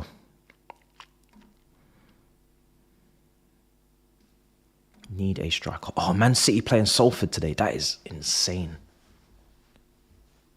That is insane. That is insane. That is insane. on.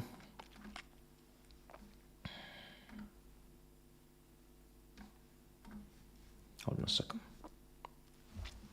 Yeah, time will be up on the screen in just a second. Just bear with me. I think it is on TV, yeah. I think it's a late kickoff, isn't it? Or something like that. Me nervous? Absolutely not.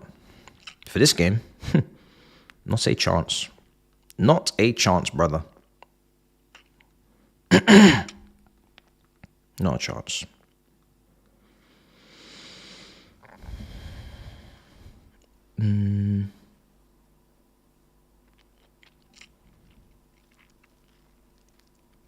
Timer is coming. Timer is coming. I'm just trying to make sure that I can. All right, cool. I'm just trying to make sure I can get the right timer. What minute is it on for you guys? Just put it in the chat. What minute it's on for you? I'm trying to see if I can get a faster one. I'm about a minute in, which is obviously probably a bit slow. For some reason, my site's not doing what it needs to be doing right now. So, actually, no, wait, that's a lie. Okay, no, I'll be about a minute 30 in a minute. Let me see if I can do this. All right, I'll put a timer up, and then if I have to change it, I'll change it.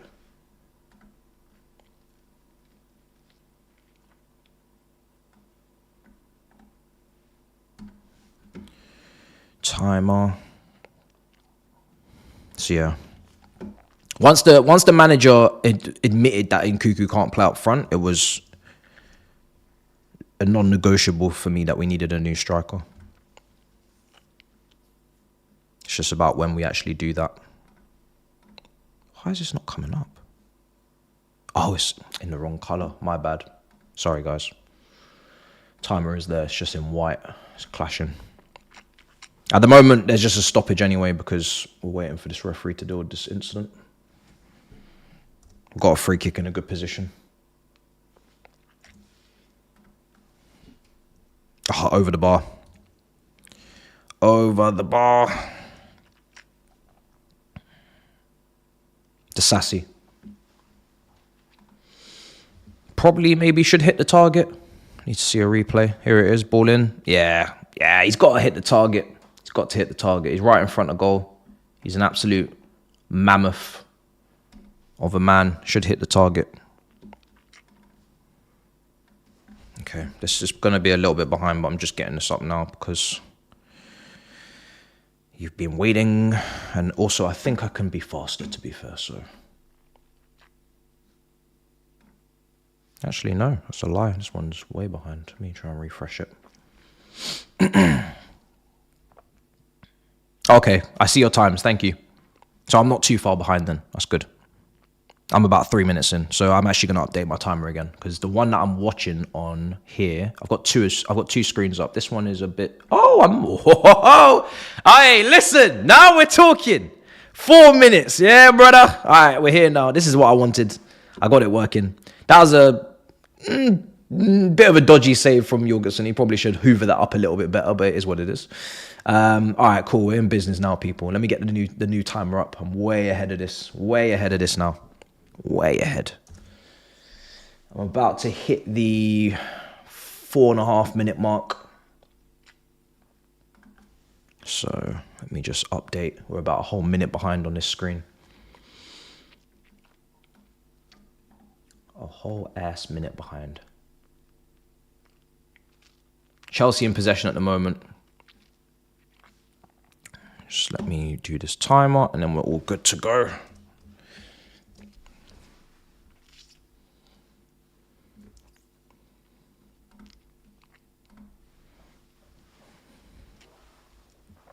Yeah, we're looking good now.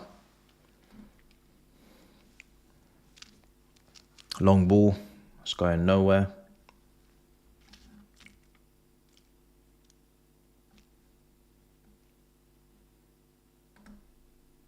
Okay, 5 minutes in, we're good.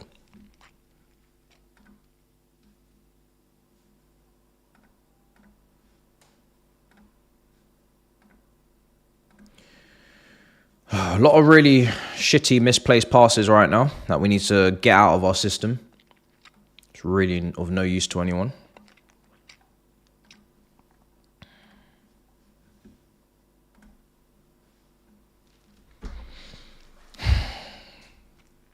Yeah, Jorgensen should be doing much better on that save. Very, very loose. Right. If some of you are struggling to find the stream, I'm going to give proper commentary now. I'll tell you play by play what's going on, because I know some of you are struggling to find the game. I always say if you are struggling to find the game, best thing you can do is probably type in the fixture and then live stream on Twitter. Usually stuff starts coming up in the video section, and you usually find something that you can watch. It might be a little bit behind, but at least you can watch it. That's always my my backup plan. Always do that. At least on one of your devices or one of your tabs, do that and then keep looking if you need to. Because it is on Twitter, by the way. It is on Twitter. I did find it on Twitter. It's a bit behind, but it is on Twitter. Live commentary on the Chelsea app. Yeah, just can't watch it. It's like radio settings. Jorgensen's hoovered up. Another tame effort from Morecambe there on that right hand side. Who is that guy? Is that toilet guy? I was writing out his name in the lineups. Here's Felix now. So Felix is going to play on the left of this double 10.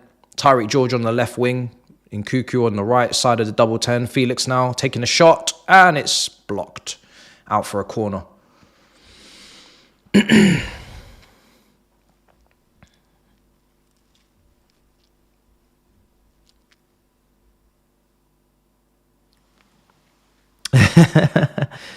I'm not promoting anything. I'm just saying that it's on Twitter. It's on Twitter. I didn't say how it was on Twitter. I didn't say if it was visuals. I didn't say if it was written form in articles, typos. It's on Twitter. Something's on Twitter. Oh dear. 7 days off, expect more energy. Someone saying in the chat. Also, obviously I was in LA over the summer with Big Six. And obviously the last couple of days I've just been catching up on the news of everything that's going on. Absolutely insane what is going on in LA with those fires. I was just watching a lot of reports on it over the last few days, and it's mad. It's mad. I seen they arrested someone. I seen that they caught someone in a neighborhood trying to start more fires with a blowtorch. I see so much stuff. But not even one fire, like multiple fires, like 5 fires, massive fires that have literally decimated areas. It's crazy. Absolutely crazy to think I was there 6 months ago. So anyone in LA who watches the content, heart goes out to you. And can't imagine what you're going through right now. Mad to think that you live in comfort in your own home, and next thing you know, you're probably in now buildings with loads of other people just trying to literally get by. It's wild. Absolutely wild. Absolutely wild. Crazy. Don't know how they're gonna... I mean, it's gonna take them years. It's gonna take them so long to... I don't know what they're gonna do with that area. It's madness. It's absolutely madness. The whole neighborhood's just gone. It's just crazy. This world is crazy, you know. It really is wild. So yeah, I really feel for you guys, honestly. Because that's a nightmare. That's an absolute nightmare.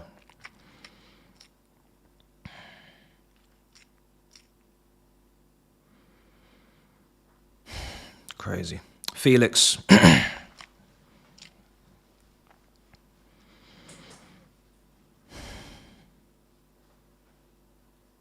Yeah. What's going on in Palestine is an absolute disgrace as well, and has been. That's another level. Don't even get me started. That's just another level of. Bro, he'll make me in a bad mood. Crazy. This world is fucked.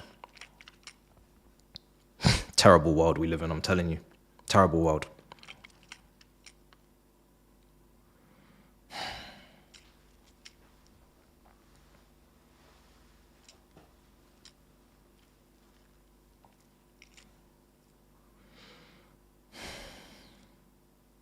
clearing.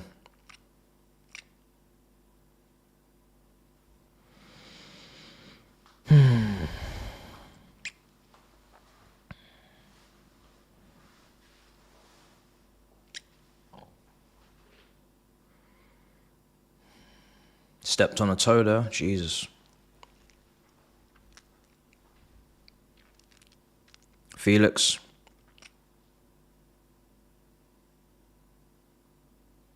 It's Tyreek George. Felix again. Back heel for George. Intercepted. It's going to get cleared. It's going to get cleared.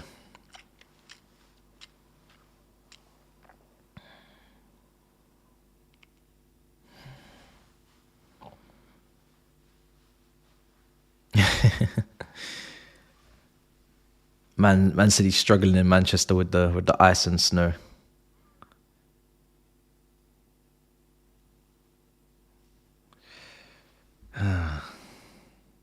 Ball in, bruh. We need to get our foot on the ball a little bit and just bop it, because there we go. Oh, James, no. Nkuku, now Neto. I'm trying to think who's on this pitch that's gonna. I'm just assuming everybody on this pitch basically is not starting the game against Bournemouth as well. So yeah, no, there's not a single player in as strong as this 11 is. This is basically a Conference League 11, bar Reece James. But nobody in this starting 11 is going to play on Tuesday. Not a single player. So we basically know the starting 11 on Tuesday now. It is Tuesday, isn't it, that we're playing? So yeah, it's going to be Sanchez, it's going to be Gusto, Achimpong, Colwell, Cucurella, Caicedo, Lavia, Palmer.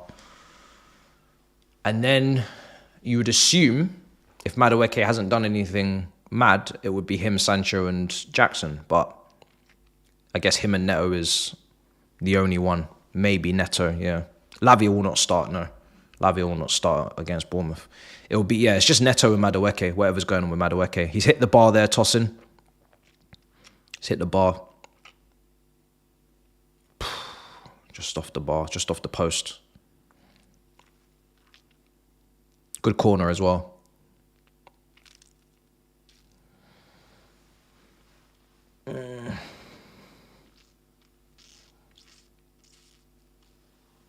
You're going to tag me in it soon on Twitter.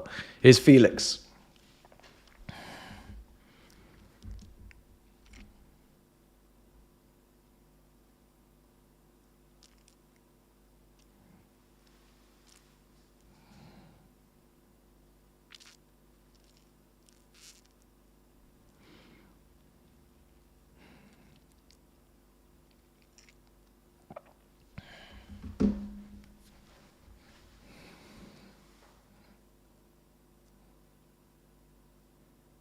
Sassy is actually playing left side centre back. That's what we said at the start.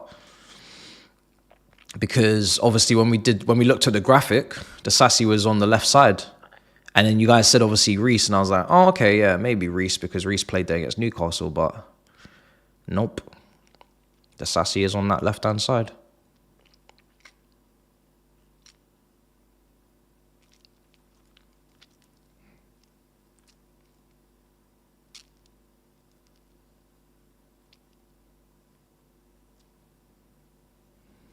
Felix has been working.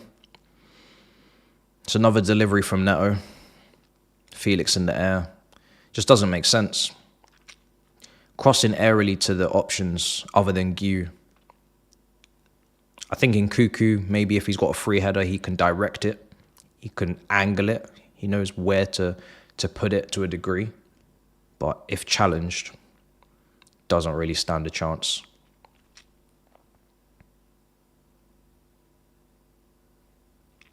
The corners are looking okay. People are asking for a pen if that's a handball.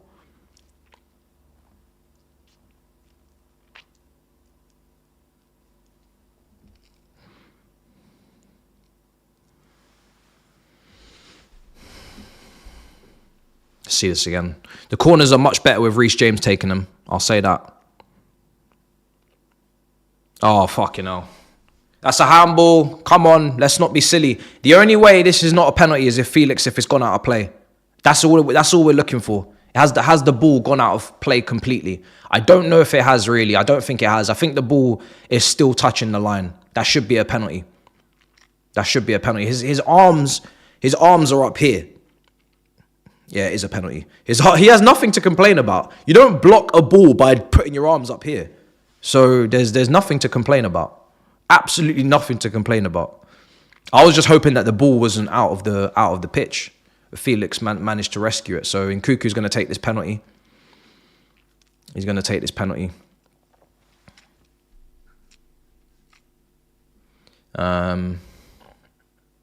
Thank you. Much appreciated, Boys FC, bro. Nkuku with the penalty. Oh, saved. And the rebound. Oh my days. Well, if that doesn't sum up his form, my goodness. I thought it was mandatory. I thought it was guaranteed that he put that in the back of the net. I said it actually on the last All You Can Eat Chelsea. He doesn't even take the free kicks.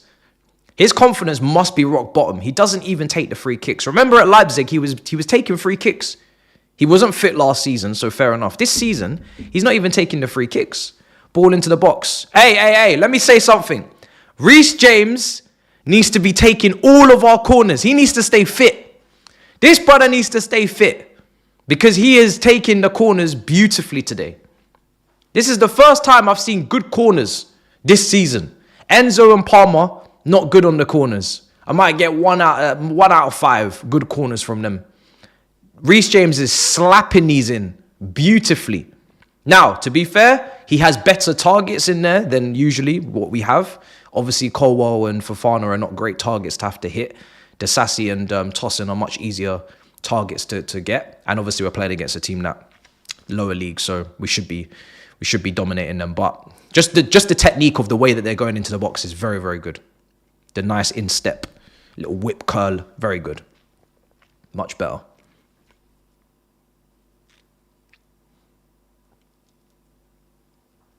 People are saying the goalkeeper was way off his line. Listen, you just got to put the penalty in, man. You just got to put the penalty in. It wasn't well struck. It's at a nice height for the keeper. It's not right in the corner. So I didn't really even look at where the keeper was in terms of where he was on his line. I'm just thinking he didn't strike the penalty very well at all. He's not struck the penalty well. He's not deceived him, sent him the wrong way. He's not put it in the top corner. He's not put it right in the corner in the bottom. It's just here at a nice height. Very nice height. Generational cooking if you somehow lose today. There's no stress. We're not going to lose this game. We'll 100% we're going through. It's just a big game because I want to see certain things from certain players. And obviously, we're looking at James and Lavia fitness, but we're also looking at Nkuku in the 10. We're also looking at, I wanted to look at Dyer and Samuel Smith, but that doesn't look like that's not going to happen because they're not even on the bench. And George on the left wing I want to see as well. And Guy. So there's a lot going on. Why do I have beef with Ingrid? Just do, bro. Just do. Just got beef. You can clip that, bro, if you want. You can clip that. You don't have to do the eye emojis. Just do it. Just clip it. Just clip it, bro. We're going to win the game. No doubts. If I can't back us to beat a League 2 team, 23rd place in League 2, going to get relegated to National League, I don't know what to do anymore. We could get relegated twice, and I'll still be just as confident. So... They're not even a good League 2 team. Like, they're not even a League 2 team that's doing well and have got confidence and are coming in with momentum and wins. They're 23rd. They're getting relegated, bro. Nah, man. If I can't come in here with chest, then I may as well leave completely. I just walk out that door. And not come back. Lavia. Oh, come on, guys. We're not fluid. Nkuku. Bruv, Nkuku is very clunky, bro. Come on. You want to play in the 10? gonna have to be a bit more fluid and, than that. Man is looking hella clunky.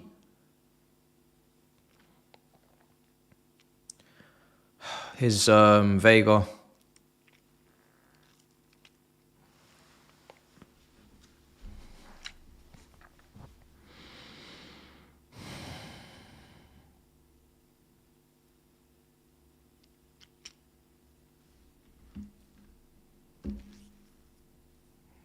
His George.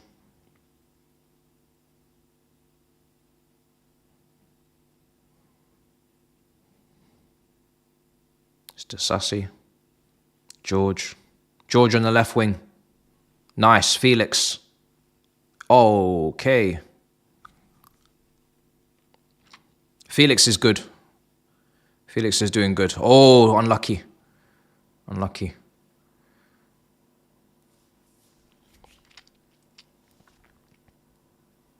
And Cuckoo's not really playing as a 10. He's actually basically a striker. He's up there with Gu. He's in the same line as Gu. Extra man in the box. Felix. Blocked. George. Cleared. Free kick? No? Okay. So, yeah.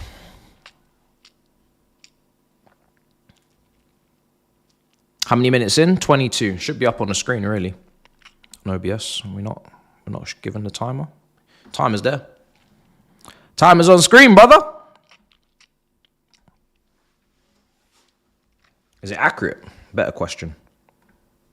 No, it's actually not. It's actually a little bit behind. Further forward than I thought. All right, 1 second.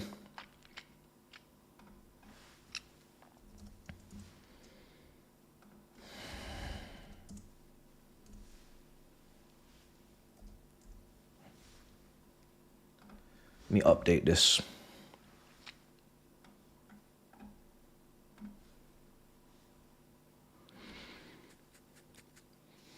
What was the allocation we gave to Morecambe, I wonder? Yeah. Right.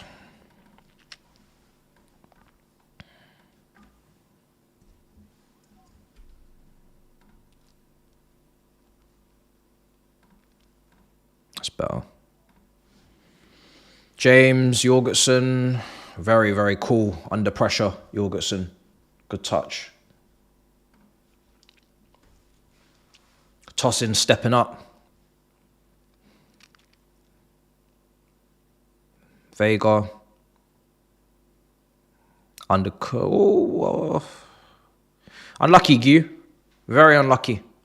Very unlucky. Because that is that's a very difficult shot. I mean, the ball was actually a bit behind him, to be honest, from Lavia. He should have put a bit more pace. He should have put much more pace on that pass.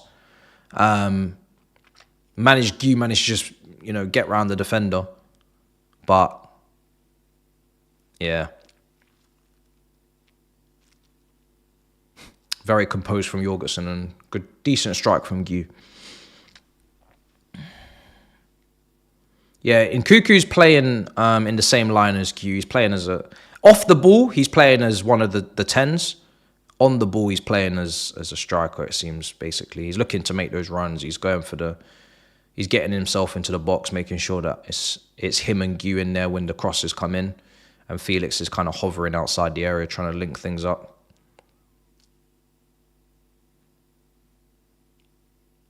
I mean, we're talking about Nkuku, he's a second striker. That's what second strikers have to do. Still got to get yourself involved in the striking part. Still got to get... Oh, Jorgensen. Okay. Got to get yourself in the box. 10 shots, 1 on target. 25 minutes.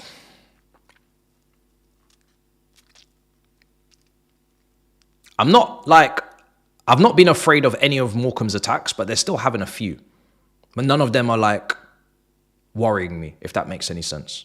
They're not really looking like they're going to score, but the intention is good from them. If you're looking at from their point of view, their intention is good. They're at least trying to cause problems. But I'm not shitting myself yet.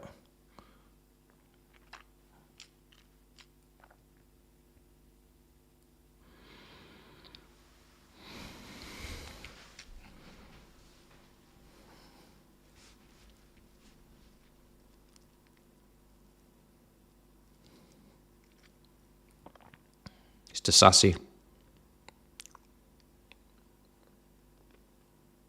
Toss in James. I think James can step further forward, no? Step up. George. Switch. It's not good ball. For Neto. Poor ball. He's giving the ball away. George.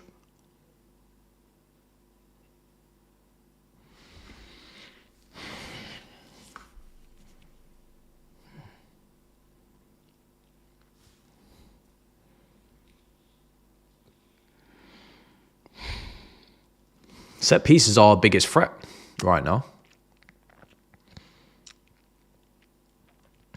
Sassy's header.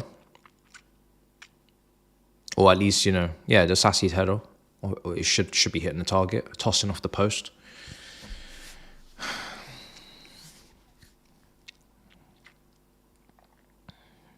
George. All right, let's come back to him now. Felix, get that shot off. Oh, good save from the keeper. Very good save. Very good save.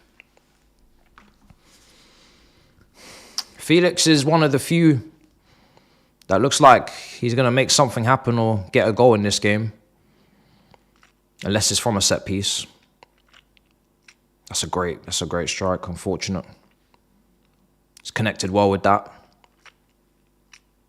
Yeah, it's going in the corner. It's a good save.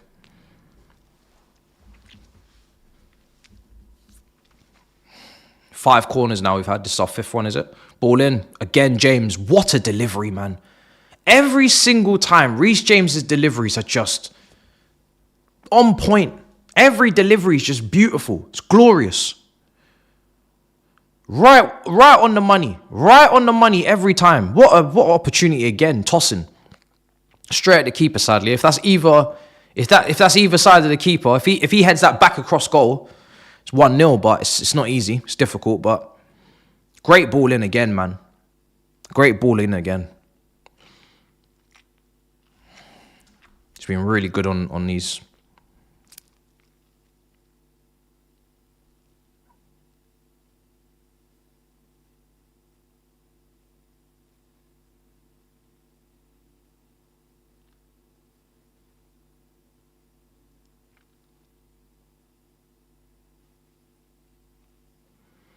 $29 minutes.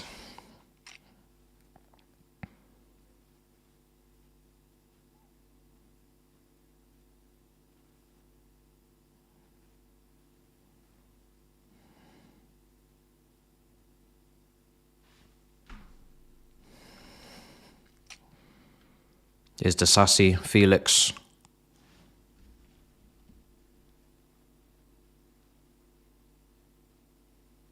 No. Our best player at the moment is probably Felix. Keeper's not had to do anything big. Nice question though. The Sassy's trying to do up a Rudiger against Brentford.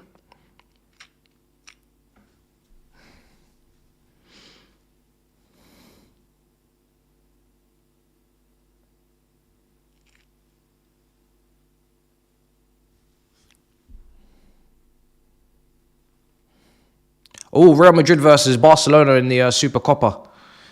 Tomorrow, 1:30. Damn.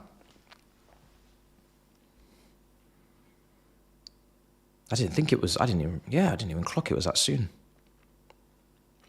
It's the Sassy now. Of course, that one's in Saudi, isn't it?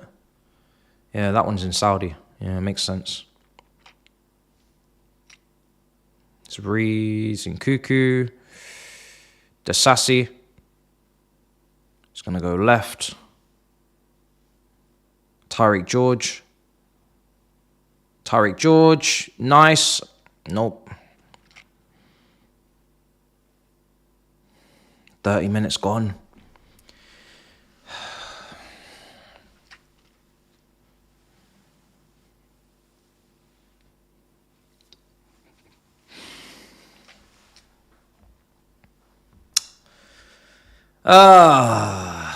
This is a struggle.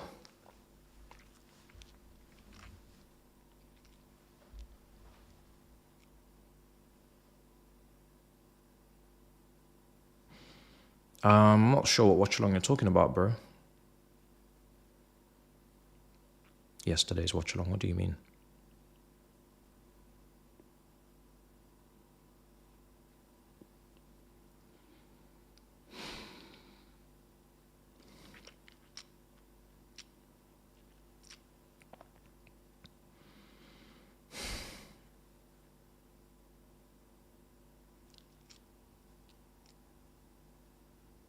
Why doesn't Maresca ever overlap a fullback? He always wants to invert a fullback. I think he just likes the 3-2 build-up. But even with that, you could still do the 3-2 build-up and push a fullback forward. He has pushed a fullback forward, but it usually is inverting them, even as an 8, and they are underlapping. So, yeah, I don't know why he's never tried an overlap. I mean, Neto and Madueke are better off the byline anyway. It's more if you're playing Sancho on the right, you could justify overlapping Sancho and let him go into the inside spaces. I remember last season when we tried to overlap Gusto on Madueke, it just didn't look right, didn't look good. But when we did it with Palmer, it was good because Palmer actually likes operating in the central zones. So it depends on who your winger is. But Mudryk, I don't know. Mudryk, I don't know where he's best, if he's best off the touchline, more central. He did play 10 one time last season. I think he actually scored. Can't remember. But he was, I don't know with him. I don't know with him at all.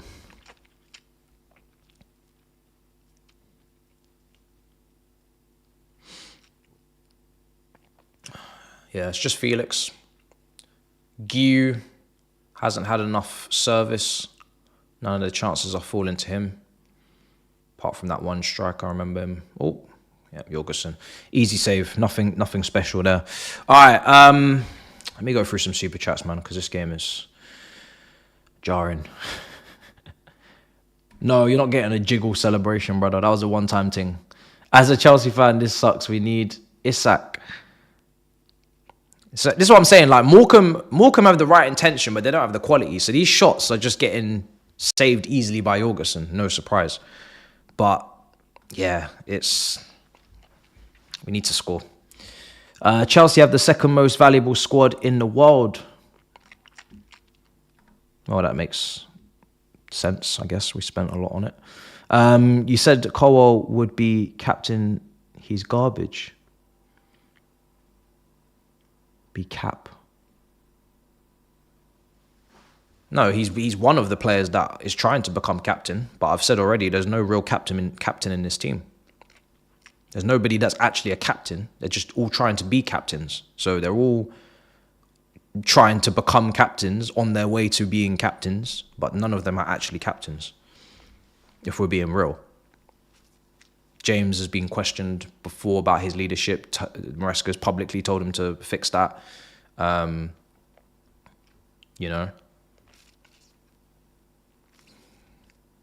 We had a team with 6-7 captains previously. And the 5th, 6th would obviously be captain in this team.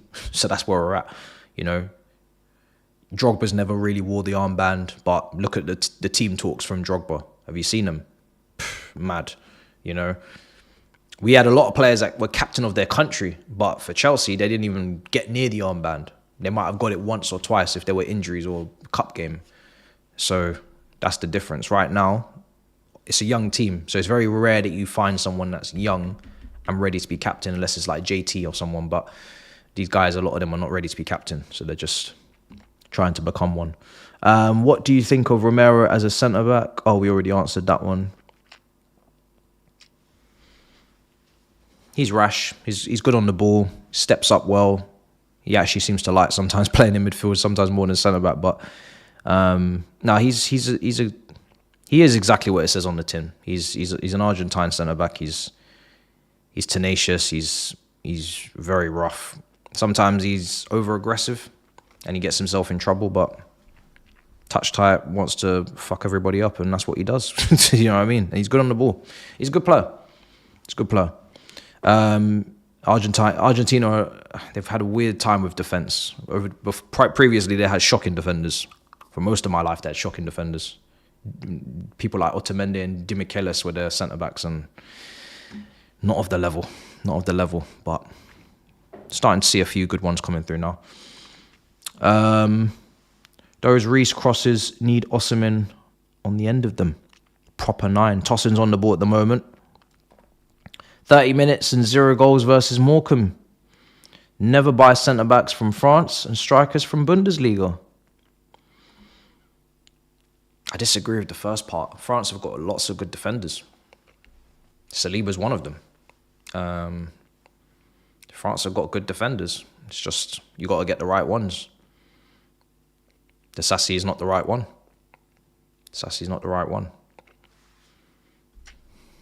Badiashile, I don't know what's going on there, because he was looking like one of the right ones, and then the injury, and never seen him properly again. Now he's just moving mad. Tyreek, ball in. Wide. We're struggling. As a Liverpool fan who is finally done with Darwin, and we have a 16-year-old kid show more promise today, are you guys done with Disasi, or you still have faith? No, we're pretty much, well, I am pretty much done with, I'm done with Disasi. I don't need to see too much more. It's the system. For me, the way we play and the way he is best doesn't make any sense. The two don't align. I saw that Juve are in for Arojo. Why aren't we in? So we're not in. I don't know why. Actually, I do know why, because we don't have any space. So if you think we should be in for Arojo, I encourage you to go to the Chelsea website and scroll through the defenders list and tell me how there's any space for him. There isn't. Especially when we haven't moved anybody on. So he's also got quite an injury record as well, which is a little bit off-putting. So that's another thing. But no, there's no space. Got to sell someone. Here's Tossin. Shot. Deflection. The jammiest, nastiest goal you'll ever see in your life, and we will take it. My goodness. A shot from distance from Tossin took the biggest deflection you'll ever see. The fattest deflection to just wander into the net. Chelsea won, Morecambe 0. I'm almost embarrassed. I'll be honest. There's a little bit of embarrassment from that. The fact that that's how we've got the goal. Like, we've struggled to score, and this is how it has to come off the deflection off the back of the defender. I don't know. I'm a little bit embarrassed, but I'll take it. Look at the state of it. Oh my goodness. The poor keeper. The poor Morecambe defence. Not done a thing wrong. The massive deflection off man's back and into the corner. The swerve, the difference and change in the swerve of the ball. It was crazy. Absolutely crazy. So jammy. And remember, we had a penalty earlier that we missed. So it's really being handed on a plate to us today. Penalty, didn't even take that chance. Now a deflected goal? Deary me. Oh, they all count the same, but second-hand embarrassment is definitely there right now in my face. I'm trying not to smile too much. Oh. Yeah, you might be sick of Nunes, but you as a Liverpool fan, you don't want Disasi, bro. You don't want Disasi. We don't want Nunes. I don't want Nunes. So, no thank you. I'm not even taking that deal. Not taking that deal at all. I couldn't think of anything worse than seeing Nunes up front for Chelsea. I think I said that last season as well. I said this quite early on. He is the biggest Chelsea flop I've ever seen in my life that didn't play for Chelsea. Like, Nunes, and give him the number 9 shirt as well, he is the biggest Chelsea flop that didn't play for Chelsea. It's the most obvious thing you've ever seen. Nunes at Chelsea? No chance. No chance. I can see it. Massive flop. One of the biggest of all time. Tosin. The Sassy. It's George.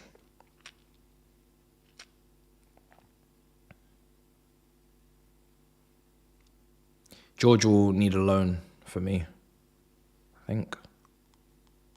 Next season, get him a loan. Get George a loan. Don't know what division, but get him a loan. Maybe League One.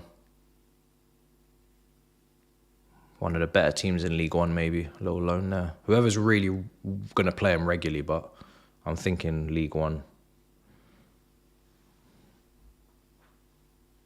Because he needs to play some first team football. Here's Felix. Strasbourg. No, I don't think so. Don't think he's ready.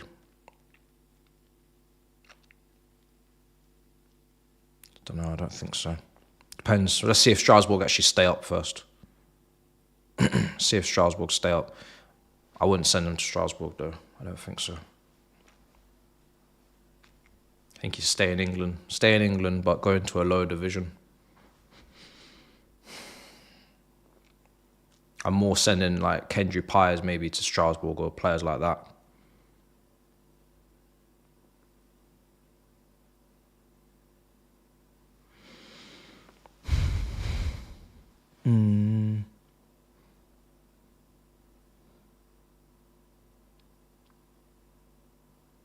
Hat-trick of...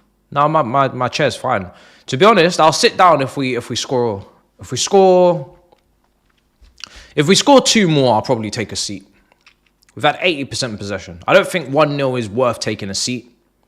2-0, maybe. I'll put up a poll. At 2-0, I'll put a poll up. Should I sit down? Should I relax? 1-0 is not time to take a seat. This is my new ritual for games now. I'm going to stand on business until this team have put me in a position where I can relax. Right now, I'm standing on business. The chair's here.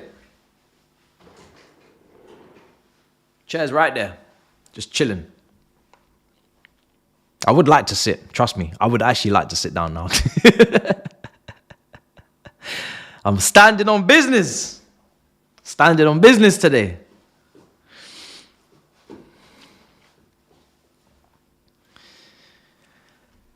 Reese. It's not a good ball in. We don't look like... I don't know. We don't look... I don't know. This is a very strange... It's a strange one. It's almost like we've had too much possession. Like, I don't think 80% possession is a good thing. I think it's too much. We've had too much of the ball. I think when you've had this much of the ball, it's almost like you haven't taken enough risks on the ball. Because why do you have so much of the ball? For what reason? Let's play some more riskier passes. Let's be a little bit more unpredictable in our play, a bit more dynamic, a little bit more risky. Got too much of the ball. 80%.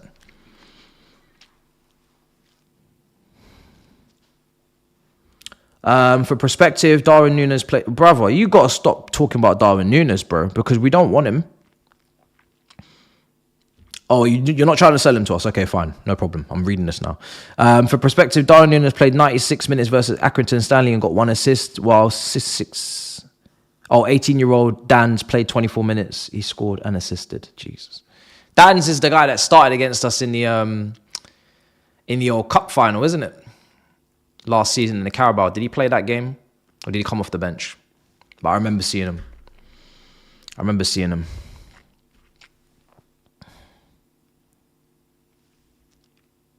I'm probably going to take a seat at 2-0 because these lot are moving mad. These lot are slow today.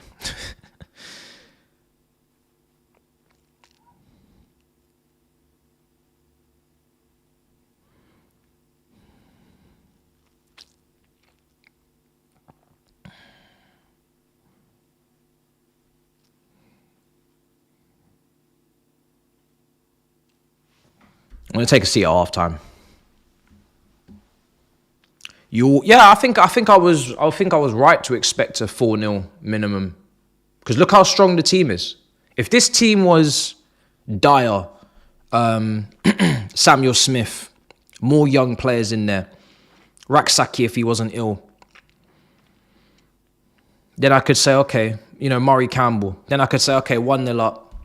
Well done, boys. Your academy, your under 23s up against League 2, it's PL Cup, PL2, whatever the fuck that thing is, PL2 Cup vibes, no problem.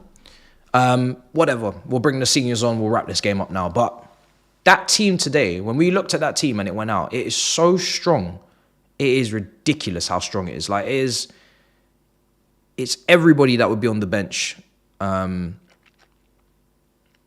a couple of starters as well when they're fully fit. It's got to be packing Morecambe, man. It's got to be battering Morecambe, especially when they're fresh.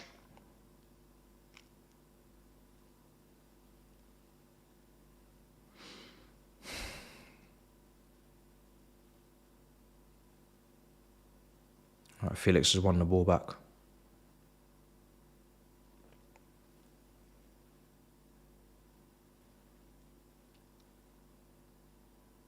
Here's Neto.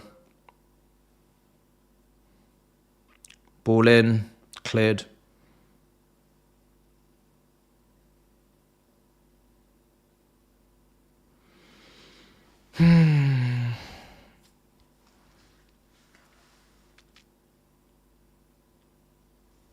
Someone's got to be in that box, man.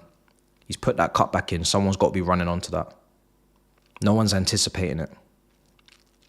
It's not good. I don't see people running onto the ball enough. No one's anticipating that balls are coming in and there's no one running onto it. There's always people just trying to check back or get back in contention to get on the end of it. Oh, I made a far post run. Shit, I better get to the near post quickly. Why is no one ever anticipating the crosses or the cutbacks? It's crazy. I never see anybody just like, I knew that was going to be there. Let me run onto this and slap this in. Let me do that. It's always, oh, shit. Oh, let me turn around. Oh, put my leg over here. Try, turn it. Oh, fuck. There it is. Like, what's going on? Oh, what's going on? Half time. Right, I'm taking a seat.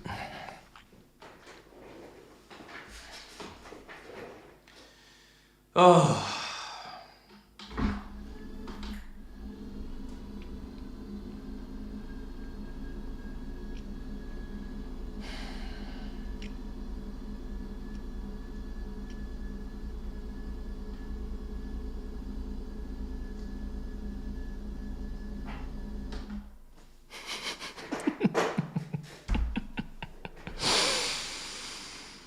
Oh, oh my God.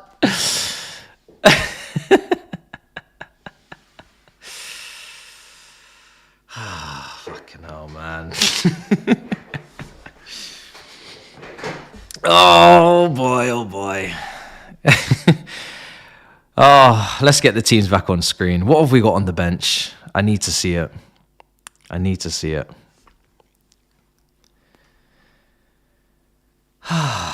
Everybody just take a moment. Just take a moment. That's all I ask. I feel like, in that film Up, where the guy is going up the staircase, he's just like...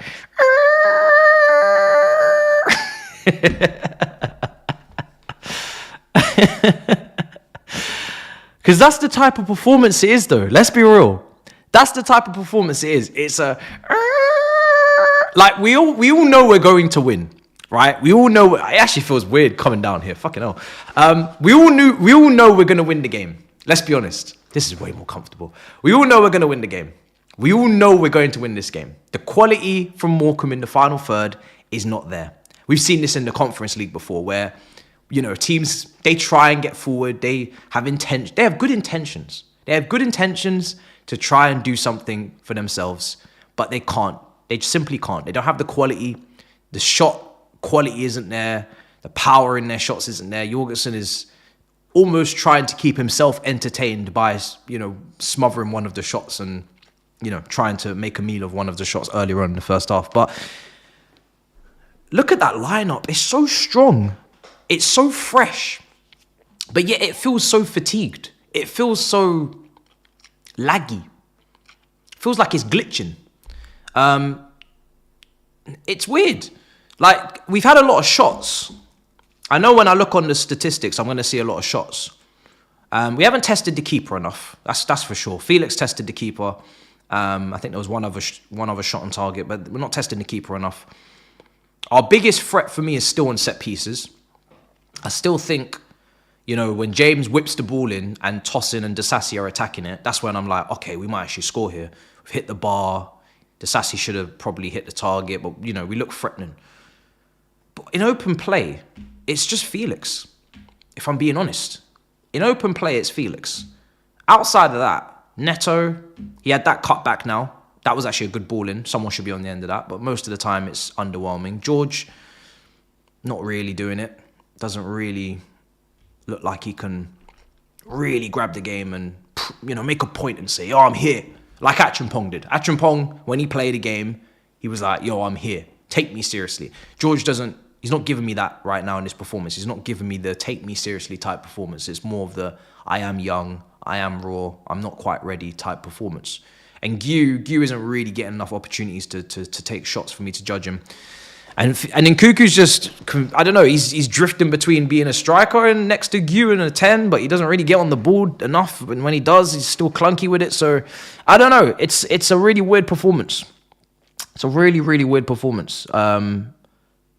Nkuku still looks out of place, even though he's playing what you would think would be more preferable position for him, just off the striker, but then he also gets in line with the striker. So that is the job of a second striker, to support your striker. And he still looks a bit lost. He missed the penalty. I mean, missing the penalty that ain't going to help. Missing that penalty is crazy. You've got to be putting that in. It's a penalty. I know people are talking about, the keeper was off his line and all. Listen, if that was struck with any sort of venom and any sort of velocity, it's in the back of the net. Let's not waste any time here. The brother should be picking a corner and dispatching it. He didn't do that. It's a nice height, and it was in a good spot for him. Lavia, you're saying, why is no one talking about how bad Lavia is? I'll be honest, I don't really care about Lavia's performance. Lavia and James just do not get injured in this match. Run, get minutes, get energy into your get minutes into your system. Play the game and don't get injured. I don't really mind how they play, if they play, where they play. I don't mind, because I know Lavia can play.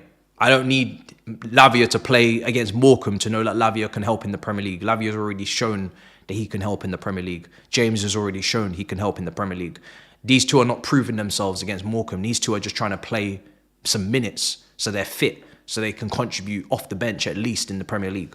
The rest of them, they have something to prove, but they're not really putting up a fight for the Bournemouth game. I'll be honest. I don't think any of them can really play the Bournemouth game anyway, because I think it's very obvious that this is the team that we can read out the 11 changes. Bar Neto for Madueke, that one. That's a grey area because Madueke, I don't know where he is. We know exactly what the team is for Bournemouth now. Like, very obvious. But I would have liked for someone today to say, oh yeah, I'd like to play against Bournemouth. I'd like to help in the Premier League because I see you guys are struggling. When the game gets to the second half, 60, 70 minutes, you guys are starting to get a bit jaded, a bit tired. Hey, I would absolutely love to contribute. I would absolutely love to participate and to help you get points. Yeah, you lot are not going to help. None of you lot here today look like you can help us. None of you today here look like you want to help us. It's only really Felix. Felix is getting on the ball. He's trying to make things happen. He's linking up with George. He's in the pockets. He's taking shots from distance. He's trying to do something, but it's not enough. It's not enough. And Felix is a weird one because Felix will play like this, and you'll think, okay, but the manager will not even bring him on in a Premier League game. He won't even bring him on. Forget starting. He won't even bring him off the bench. So I don't know. He'll sub him off first against Ipswich. When Nkunku's stinking up the place, he'll sub him off first. When him and Palmer, the only players looking like something's going to happen. So I don't know what's going on there. I don't know. So yeah, it's an interesting one. But let me just quickly... Have I missed anything? How much do you think we could make from the sales of Carney and let's just say Dewsbury Hall, Disasi, Nkunku, Cassidy? And how much would you split the money between centre-back and striker? Interesting question, Adam. Very good question. For Carney's current market value for me is no more than 25 million. 30 million at a push. 30 million max. I don't think any club will pay more than 30 million because he's not been playing, because we've made it so obvious that he's not part of our plans. I think part of getting money for players is actually the importance of the player to that club. So you pay a bit of a premium to take them out because they're important, because they're used, because they're valued. Carney is not valued. He is not played. He is not appreciated. He's not important. He doesn't play in the Conference League unless it's off the bench, and he's not even involved today. So clubs know that we don't want Carney. They know he's not part of our plan, so therefore the value drops because he doesn't play. So for me, 25 max 30 is what you're looking at. Then we're talking about potentially Dewsbury Hall. Again, why would anyone pay a lot of money? He's not part of the plans. He's not involved. He doesn't play. He doesn't come off the bench in the Prem. So again, you're looking at 25 maybe max again. Because again, you're looking at the clubs that are in for these players. They might not have the most incredible budgets. So they got to be clever with the money as well. I'm thinking similar price maybe for Dewsbury Hall. English tax a little bit, but not much more than that. 20, 25 max. Disasi.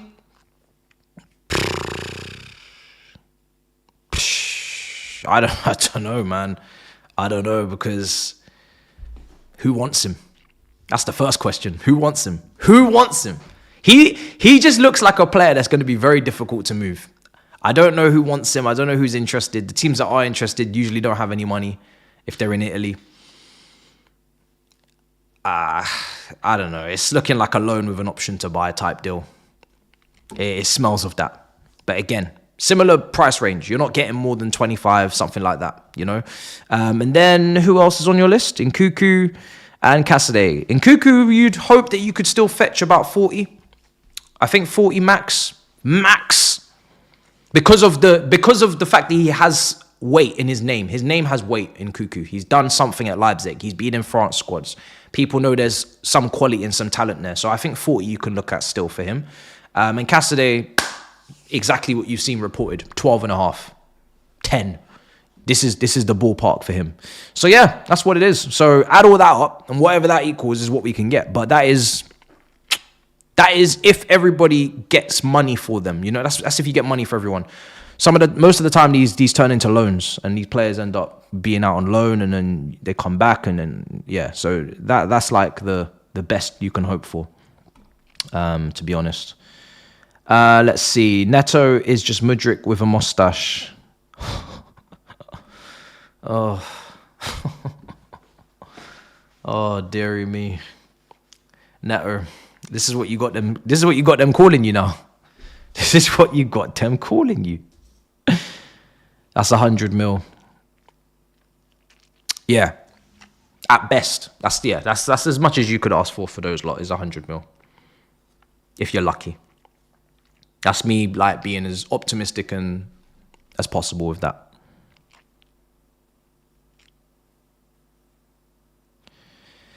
I'm not under budgeting.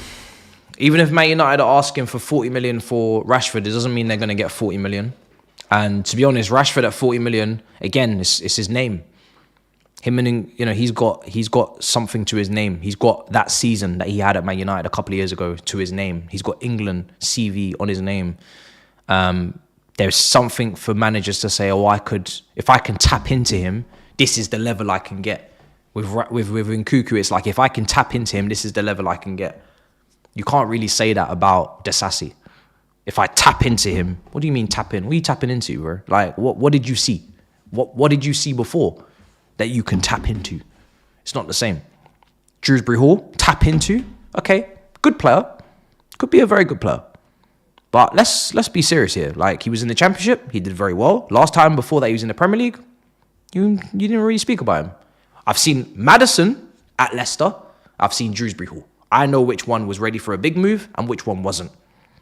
Shrewsbury Hall was a good player. Could have gone to a Brighton. Could have gone to a Bournemouth. Maddison, when he was at Leicester, obviously it was a different Leicester. It's a Leicester that was winning the league, etc. Mahrez and whatnot. But we've seen players at Leicester that are ready for the big move. Shrewsbury Hall wasn't quite on that list. Because he has played in the Premier League before. I think a lot of people forget that. They think this is Shrewsbury Hall's first time in the Premier League. He's played in the Premier League before. If you didn't spot him when he was in the Premier League last time, why now? Why now? So he's a good player, but he's nothing more than a good player in my opinion. I think he goes to a mid-table team at best, and that's that. Let's see. Who's coming on?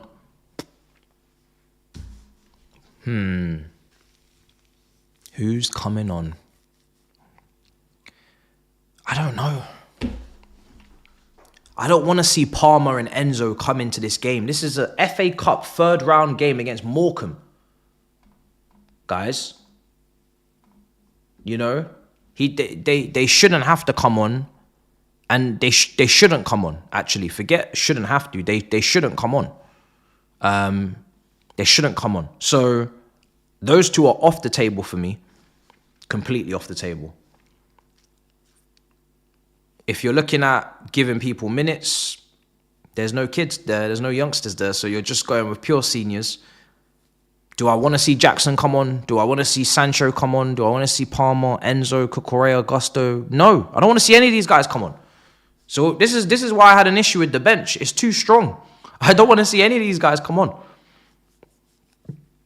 The only time these guys should come on is if we are in extra time with Morecambe. And we are like looking, if we're looking like we're going to go out of the cup, okay, you have to. And that's embarrassing, then fine. But I can't say I want any of these guys to come on because I just don't. I don't want them on this pitch. Shouldn't even be in this position. We should be clearing away. We should be in a position where these guys, we shouldn't even have to think about subs. We should just be winning the game comfortably. But if we go to if we were to dare go to extra time with this Morecambe team, then this would be an embarrassment. This would be a proper embarrassment, people. Can't be doing that. So let's just hope in the second half that we just finish the game. These guys on this pitch, this is the one time that if Maresca makes 0 subs, I will have no problem with it. If you make 0 subs, the only sub I could justify is maybe Achampong coming on for James, just to make sure he doesn't pick up anything. But apart from that, if you let these lot play the full 90 and they just won 1-0, fair enough. That's all they were able to do then. That's all they were able to do on the day. I'm not interested in any subs. This is the first time that Maresca, I don't even care if you don't make subs. Usually I'm like, yo, be proactive, make subs, get people on the pitch. I don't care. I'm looking at the bench. I'm not interested. Not interested. Gusto, maybe for James. That's it, really. Maybe Vega in the midfield. Well, Vega's already in the midfield, actually, so you can't even look at that. That's it. There's nothing else there. He made subs? Oh, fuck. What is going on? I just said I don't care if you make subs. What do you mean he made subs? Oh, the game's kicked off again. Let me get my timer up. How many subs did he make? Oh, God. What is Gusto's come on? I thought you guys were just discussing it with me. I didn't realize you were telling me. Oh, my days. What else has he done? Hold on. Sancho? Cucurella? Huh? What? Sancho, Cucurella, and Gusto? Coming on at home to Morecambe? Do my eyes deceive me?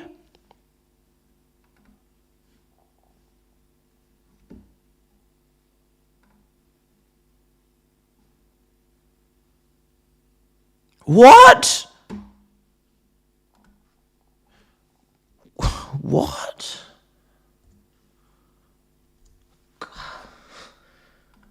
back in time or something? Let me just get this timer up, man. Have I actually gone back in time? In a world where we are struggling and we need reinforcements at home to Morecambe? Is there something? Am I missing something? Maybe they're not where I thought they were in the league. Maybe I'm tripping. I need to double check. Maybe they're not in the. Are they not in League 2? Maybe they're in the Championship. Maybe they're in the Championship. I need to check. Because I must have not done my research. Because I could have swore this lot were in League 2. I could have swore these guys was in League 2. I must be tripping. I must be bugging. Let me check. I could have swore these lot were on the verge of playing against Dulwich Hamlet and Barnet and them, man, in the National League. I must be tripping. I must be tripping. This can't be real. We're treating this like a Premier League game. This is like a Premier League game to us. This is 3 points. Are we getting 3 points for this, guys?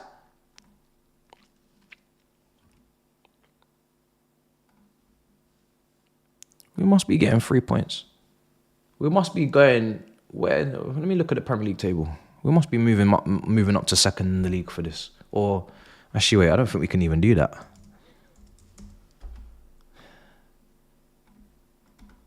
I'm going to start talking about it like it's a Premier League game. I'm sorry. So if we win this game, we go to 39 points. 21 games played. We'll go 1 point behind Nottingham Forest and behind Arsenal. That was a close cross. Not bad. So it'll be a good 3 points, to be fair. Open up a gap on Newcastle for top 4. It's not bad. It's not bad. I'm reviewing it like a Premier League game. I'm sorry. In the review, don't be alarmed. Don't be confused. I'm talking about this like a Premier League game.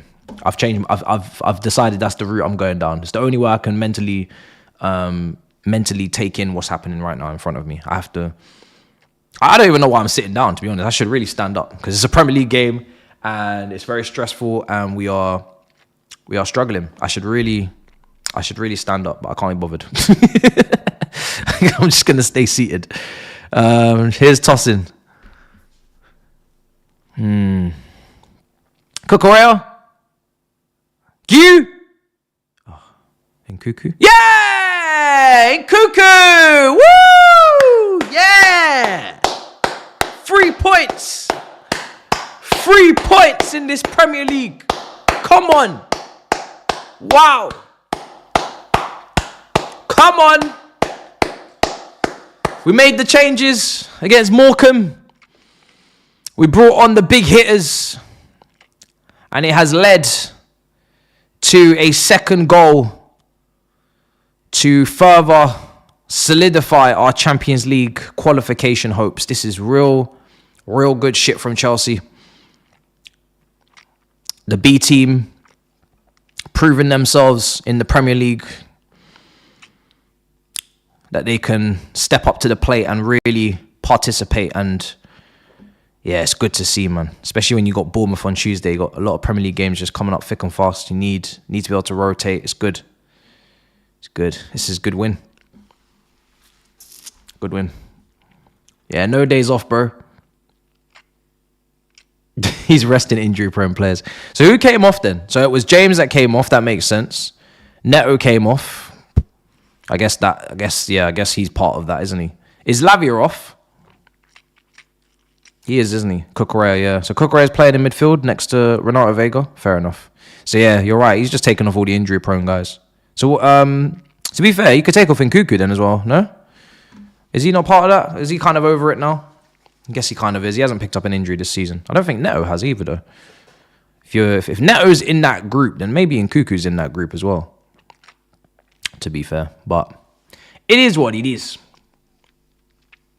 3 points, man. 3 points for the Chelsea. Yeah, I know he scored, but I'm just saying, like, I'm just saying at half time, Do you know what I mean? If we're taking off injury-prone players, and Neto is one of them, I'd probably put Nkuku in the same bracket as recent worries of injuries over the last couple of years. Anyway, Morecambe coming down the left-hand side. It's offside.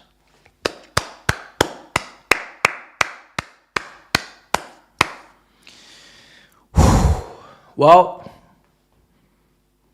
listen, I don't really care about the performance. It's all about the 3 points. When you're on a winless run like us and you need 3 points, this is what it's about. You don't have time for performances.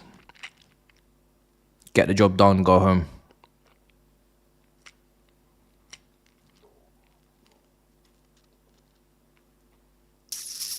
You lot are not ready for my review. I'm telling you, you're not ready. I'm not even going to slip. The mask is not even going to be removed. This game will be spoken about as a Premier League match. You better alert the other commenters who are going to be confused. Let them know. This is the FA League. Oh, dear. Nkuku over Jackson, show some respect. He missed a penalty. What is wrong with you? Borski missed a whole ass penalty in the first half. Talking about change the whole narrative now. You crazy guy. Better relax yourself. These lot have lost all composure.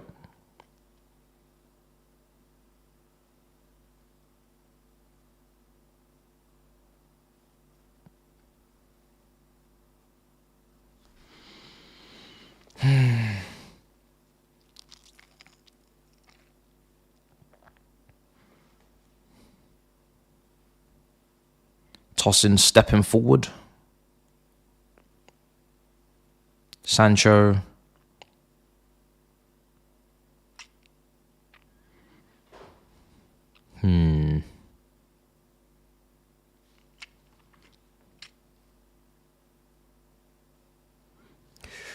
Oh, brother.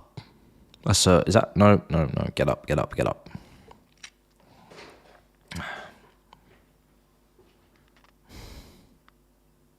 Mid versus mid. People are saying, Jesus Christ.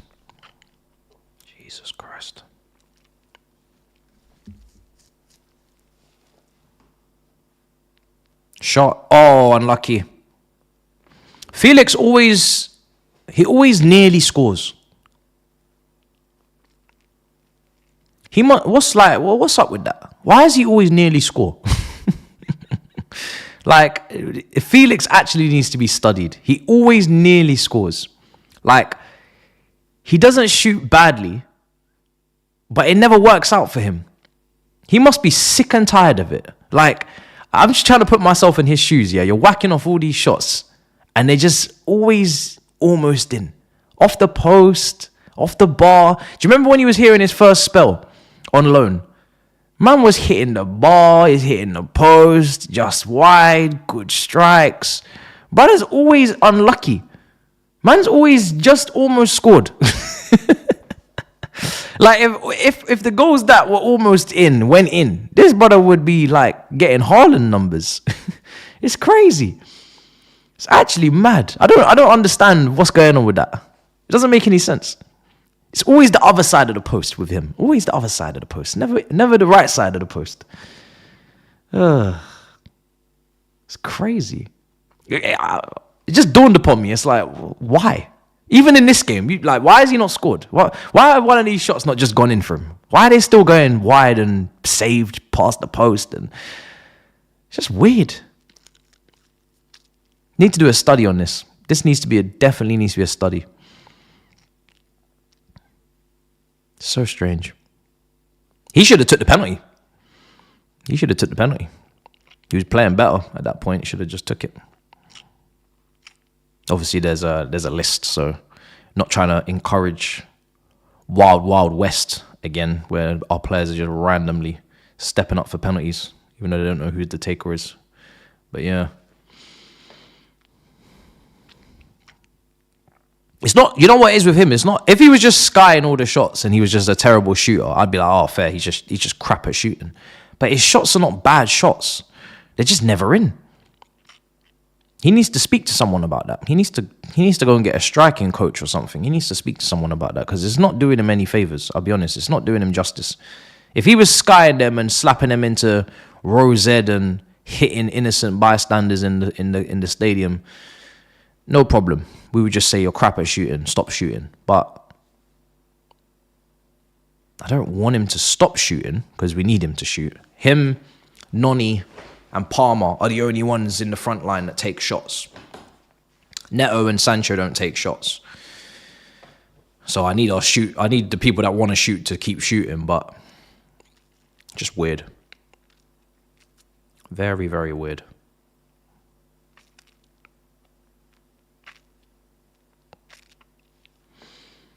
Is he cursed?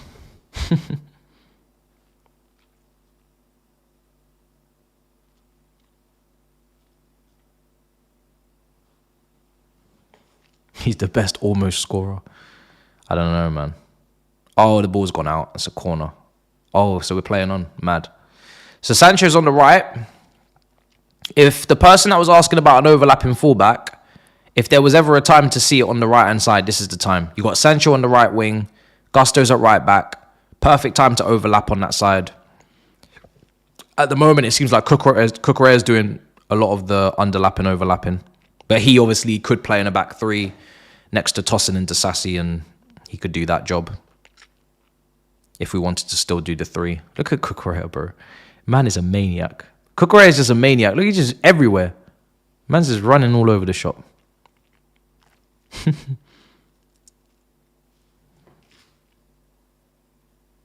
Gusto can't cross. I disagree. I think he put in some good crosses last season. I think he got like 8 or 9 assists. He was really good last season. So I think he can definitely cross. It just must be a confidence problem. I think he can definitely cross. Not as well as Reece. Obviously, Reece is a different level. So don't compare him to him, but he can put the ball in. Maybe it's more low driven. But again, it's difficult to judge anybody who puts in an aerial cross sometimes because we don't have any box presence. You know, sometimes it is partly, yes, the cross needs to be great, but, you know, strikers that are good aerially, they can make average crosses look like great crosses because they're able to make up the percentages and put the ball in to the back of the net from a cross that didn't have enough power on it, or that was a bit of a floater, or, you know. They can make something out of very little. The problem with us is that every single cross needs to be a 10 out of 10 cross. And even if it is a 10 out of 10 cross, we still might not have anybody on the end of it. You know? We can't afford to put in just good crosses. They need to be great crosses. Reece James is off because I guess the manager wants to look after him, which is fine by me. He's looked after Lavia and James 45 minutes. They both got 45 and off the pitch.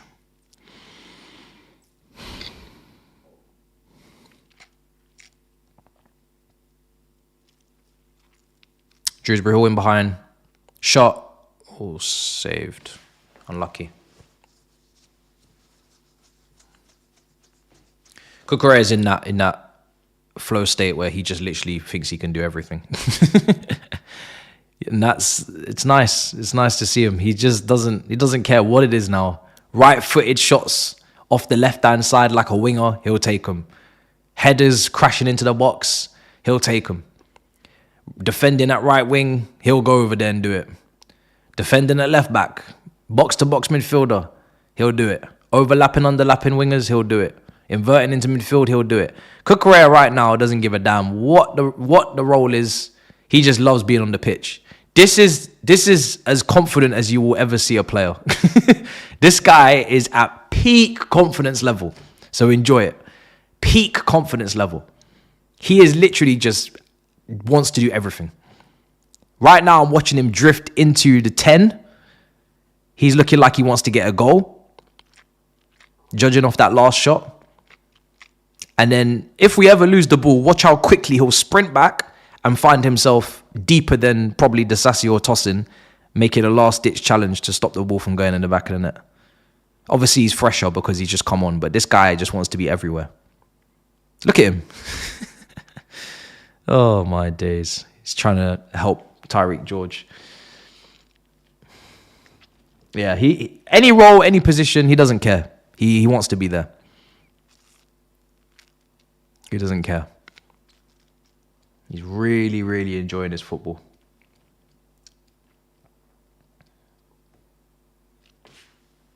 This is Cucurella at his very best.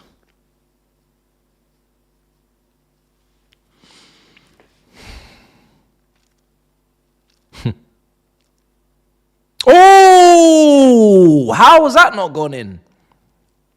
Initially, I thought the first header was actually just going to go into the far corner, but then I seen Disasi coming in, and I was like, what is going on here? But look, in Cuckoo, yeah, that's the second header Disasi's had in this game, I think. Is it the second? I remember yeah. Oof.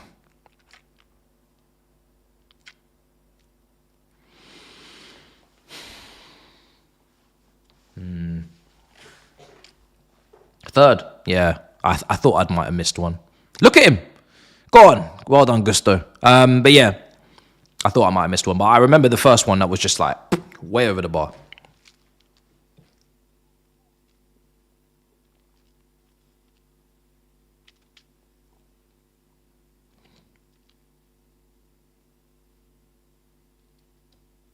Midfield is simple for me, bro. It will be Enzo and Caicedo in midfield with Palmer in the 10.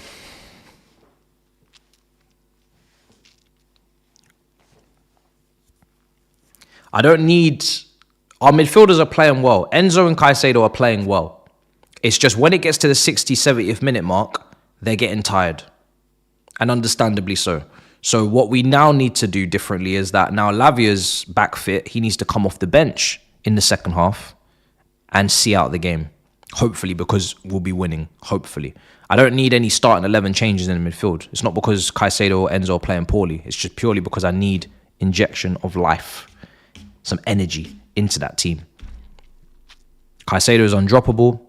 And Enzo, to be honest, when we're not playing well in some of the previous games, he's one of the only players that is actually still playing well against Everton, for example. So, no, both of them play, but it's just, you know, when the time comes, someone's got to be substituted. Probably Enzo, but someone's got to be substituted.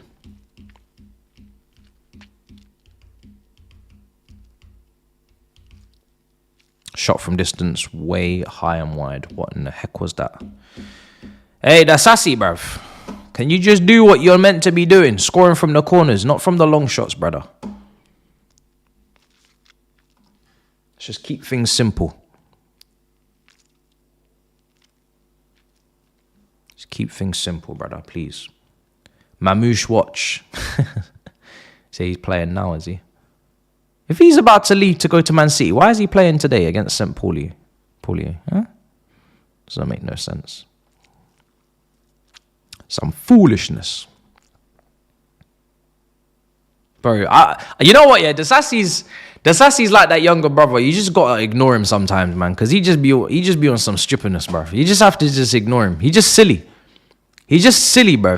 Like, why would you shoot from there? He's just silly, man.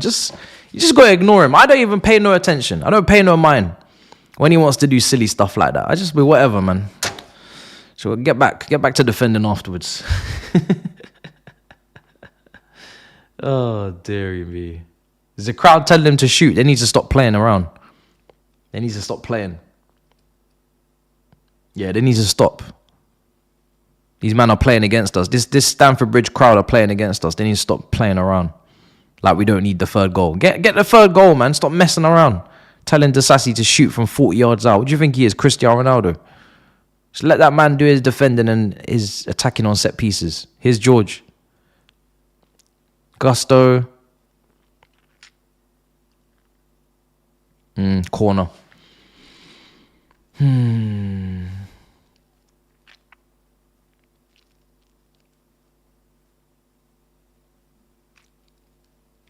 You know what? He saw Tosin get it deflected, and he said, you know what? I don't even need to shoot this well. The way Tosin just struck this into the goal, I don't even need to shoot this well. If I just take a shot and it gets deflected, I got myself a goal. I don't even need to do too much. Man just needs to hit it. Now, this is where I want him to score. He's got another corner's coming in. I need you to get your noggin on it. Get your noggin on it, mate. Ball in. Right. Is that him again? Was that him flying at it? Who was that? No, it wasn't. It was Nkuku. Yeah. Nkuku's been going up for these as well. A lot of these headers, but yeah. It's not quite the same as when Reece James was on. Swinging these in.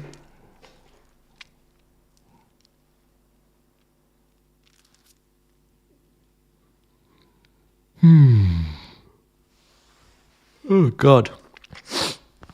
If we get that third goal, then at least we know... Well, I mean, the game is... We're going to win the game anyway, but it'd be nice to just make the scoreline look a little bit more...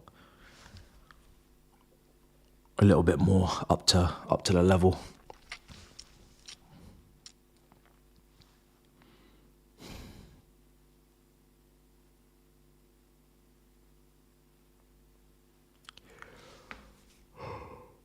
Our set-piece coach was signed from Brentford. So we do have a set-piece coach. But it's not just about that. It's who you have. If I have a bunch of... if I have like a starting 11 of 5'8" players... from 1 to 11, and I bring in set piece coach from Stoke City, Tony Pulis, 2009, whatever. It doesn't mean I'm gonna get the same results. This team is, if you go through the team, it's not very airily good. It's not good airily. Like let's just say that it's not good airily. When you go through our strongest 11. Man for man, it's not easy to make that team excel on set pieces. It's not easy at all. You know, you got Neto, Madueke, Sancho as your wingers. You've got Palmer in your 10. You've got Jackson up front who can't header the ball that well and he isn't that great in the air. Midfield, again, no chance. And in defence, Colwell, Fofana and the fullbacks. So, yeah, it's not easy. It's not easy.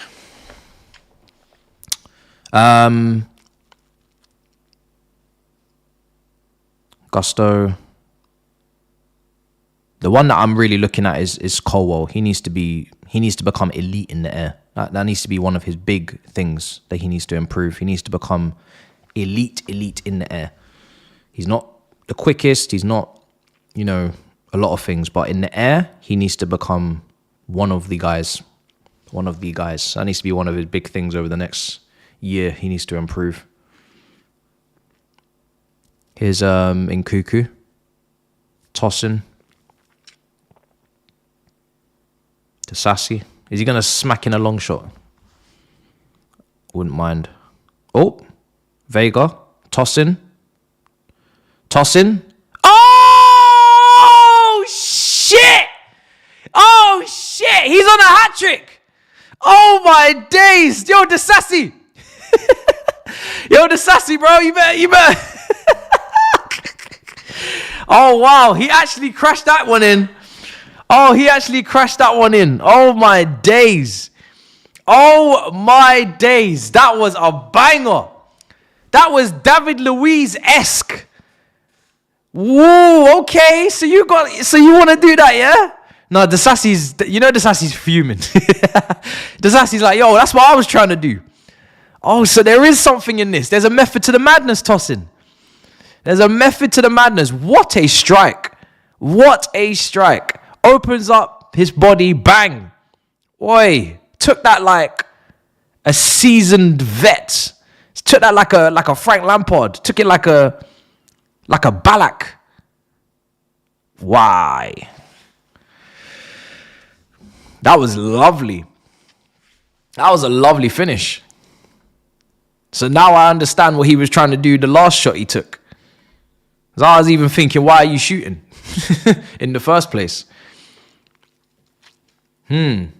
Tossing on a hat trick. I remember he hit the framework from a corner earlier on when Reece James was taking him in the first half. He could have actually scored a hat trick today. The first goal was obviously very lucky, but he could have actually scored a hat trick. Maybe he will. Right. So we now have a new long shot taker in the squad, ladies and gentlemen. At long last, someone that can bang him in, yeah? Is that what he's doing? This is crazy. Desassi's just like, yo, I want another go. I want another go. Sancho. So random. Unks tossing.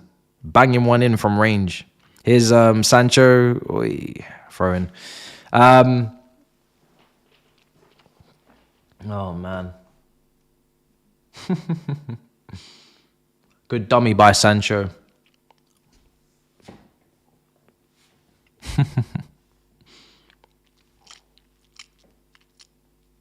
It's George.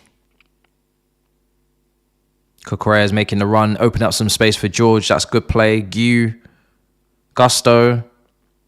Clipped in. Cucurella. Cucurella. He's a funny guy. Ooh. What in the world? Tossing from range.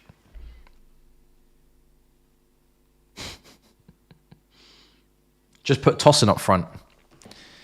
We might have to discuss it, you know. Tossing as a striker for the rest of the season. He can head the ball. Crosses come in, he can head them in. Kind of take long shots. Jackson can't shoot from range. It's an interesting one. Might be a conversation. Might have to open up a dialogue. Tossing as a striker.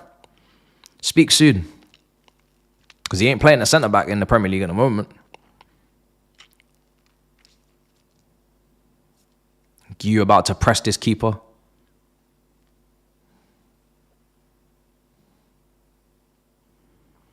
Well, at least the scoreline is a lot more. It's a lot more, you know. It's respectable now. Oh, Jorgensen! Jesus fucking Christ! The heck was that? Jeez, man, this guy's. What was that? My goodness. George, Felix, shot. Oh, he finally scores. Felix finally scores. How on earth has he managed to score that one? Because that one was like trickling along the ground. His other shot before was better than that. How's that one gone in? The keeper must have been blindsided. I can't believe that shot's gone in. I genuinely can't believe that's gone in. I'm just watching it. I'm thinking, oh, that's going to get saved. That's gonna get saved. And it just goes in the goal. I was literally just saying this guy can't score because every single time he takes a good shot, it's just unlucky. It's just wide. It's just saved. It's just hit the post. It's just hit the woodwork. Like, how more unlucky can you get? And then probably one of his worst strikes end up going in. Actually, to be fair, it wasn't that bad. It wasn't that bad on the replay. Let me just see it again. Yeah, it's all right. It's just not very powerful. It's along the ground. It's accurate. It's in the corner, but it moves across the ground quite slowly. I'm kind of surprised. I think the keeper's just blindsided, to be honest. The three defenders rush out to Felix to try and block it, and I think they've just blindsided the goalkeeper. I think that's the only reason it's gone in. Because if the keeper sees that all the way, there's no way that's going in. No way. His shot earlier was definitely better than that. But anyway, we'll take it. We don't care. We don't care. Now we're starting to enjoy ourselves. It's been a long time coming. The first half was a drag, bit of a snooze fest in some ways.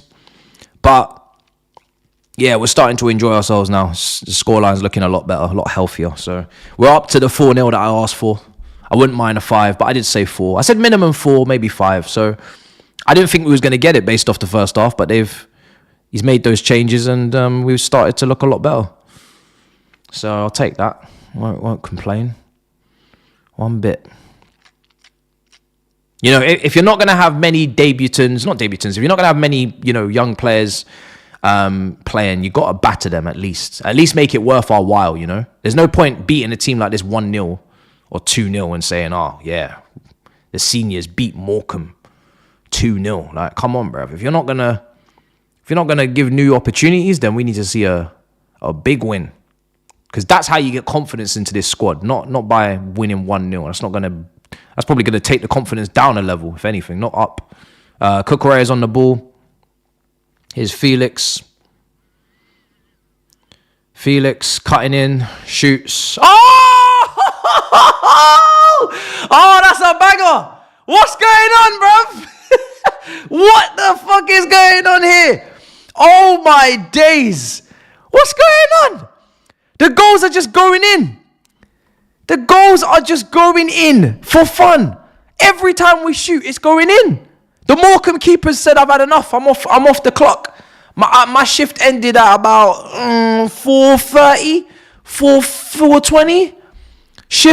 Man's clocked out. He said, I'm done for the evening. I'm not doing any more.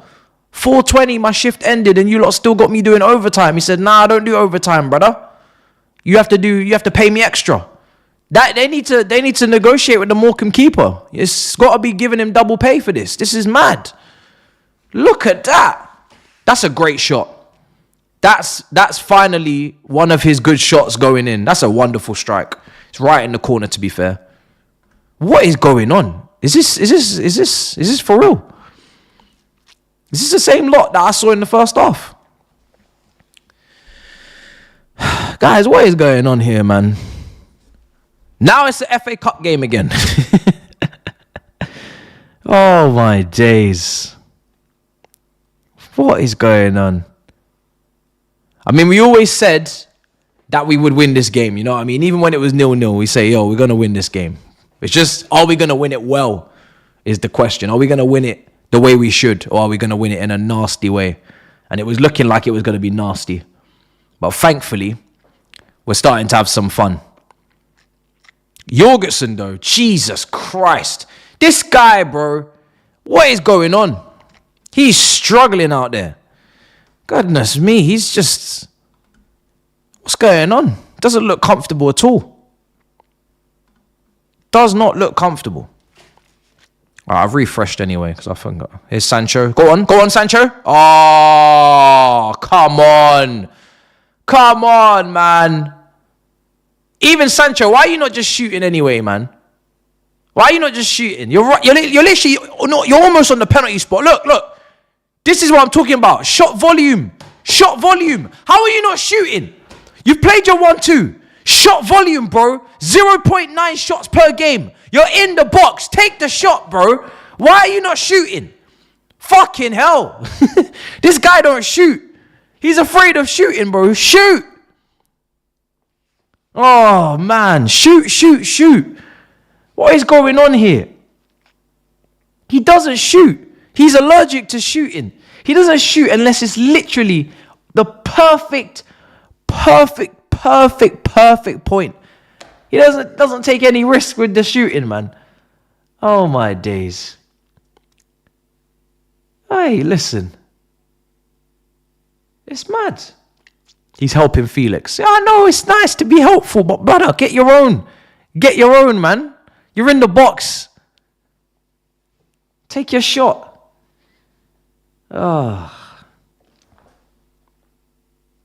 I've been saying it, bro. Like, yeah, 100%. I hope he does go on to score now that I've said it. I've said it with Sancho.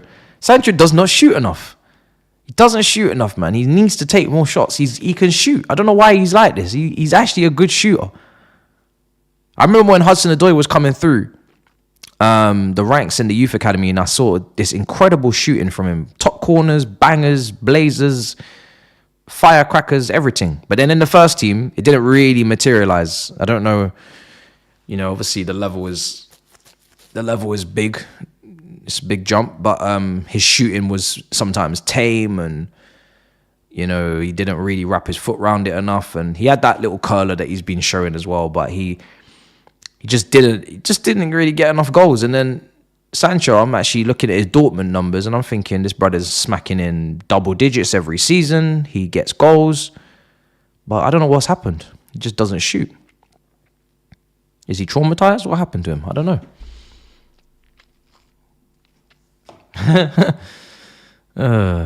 Anyway, Sancho.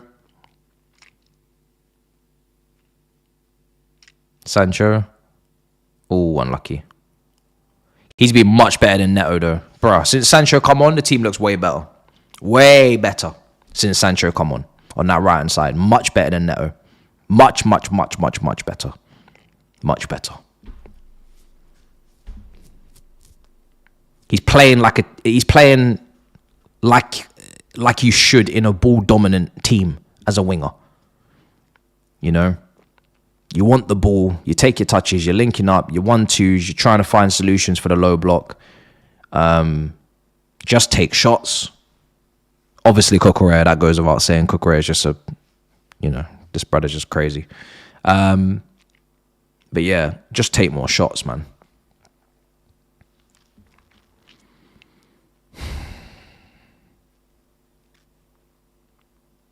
Maybe he does. I mean, someone should interview him, ask him, does he get more pleasure out of scoring or assisting? I remember when they asked Cesc Fabregas that question, and he obviously said assisting, like he much prefers creating than scoring, but that makes sense because he's a midfielder.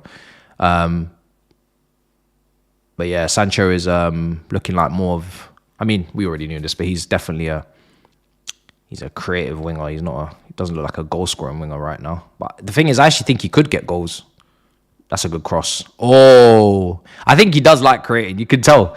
Yeah, he definitely gets a kick out of it. He definitely looks like he gets a kick out of creating chances. He's not really interested in scoring too much. Man just wants to set other people up. Did he say assist? Did they ask him that question already? Did he say assist? Yeah. Yeah, he definitely looks like it, innit? He looks. Yeah, he said it in his last interview. Okay. Yeah, he looks like he does, innit? He does look like he just wants to create stuff. He don't really...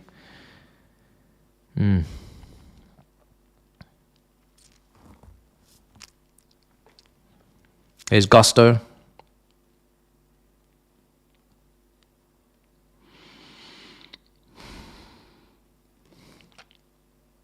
Six minutes to go. 6 minutes to go.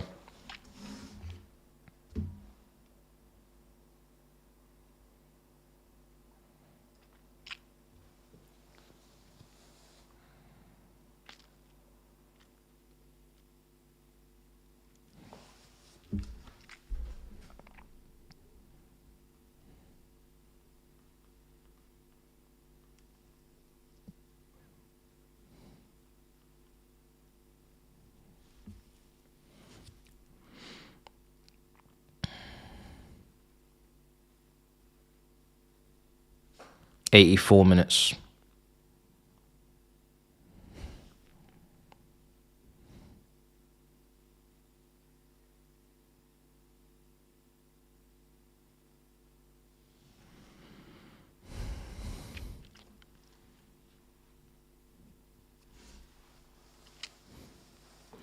How has the team been today?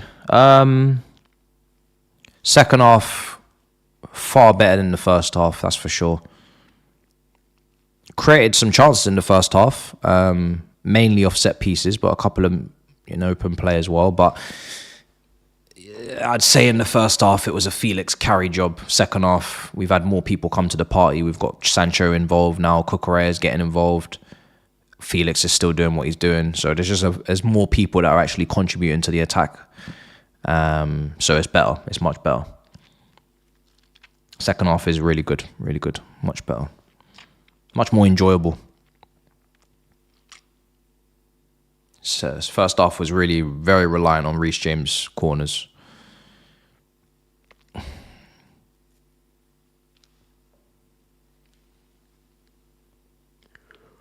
Ooh. But yeah. Here's Nkunku, Gusto, Renato Vega, De Sassi.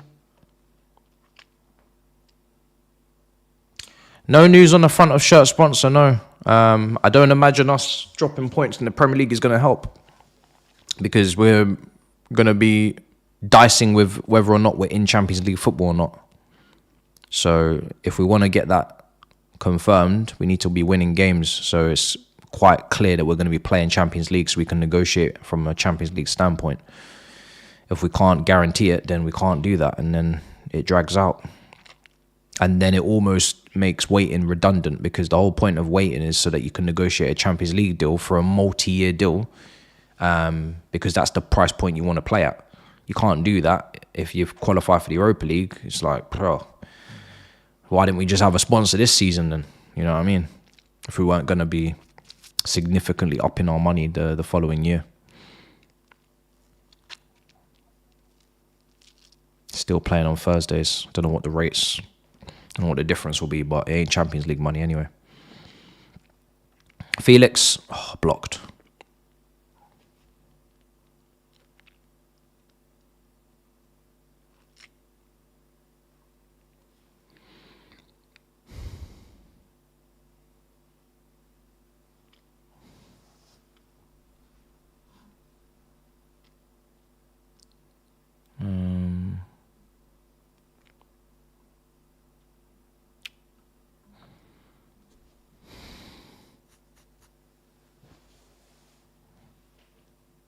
Gusto. In Cuckoo, we now got Sancho. Game's pretty much done. They're just going to walk it to the end now. Just keep the ball. Gusto's in the midfield. He's just giving the ball away because he's not fucking concentrating. So needless. Just keep the ball. Just pay attention. None of this happens. If they score, I swear to God. We almost conceded because Gusto didn't want to open his eyes. Literally, that's the only reason. If we didn't get a clean sheet because of that, I'd have been annoyed. Just, all you got to do is keep your eyes open for a couple more minutes and then you can go sleepy sleeps, okay? That's all you need to do. Keep your eyes open for a couple more minutes and then you can go beddy bye-bye, all right? We just want one clean sheet. Is that too much to ask for? One clean sheet against Morecambe? Can we have that at least? My goodness. Oh dear. Just one clean sheet for once. Against a League 2 relegation opposition. Just one clean sheet. Don't mess it up. Don't screw it up. I know you're trying your best. It's like a reflex, gag reflex. Man just can't help it.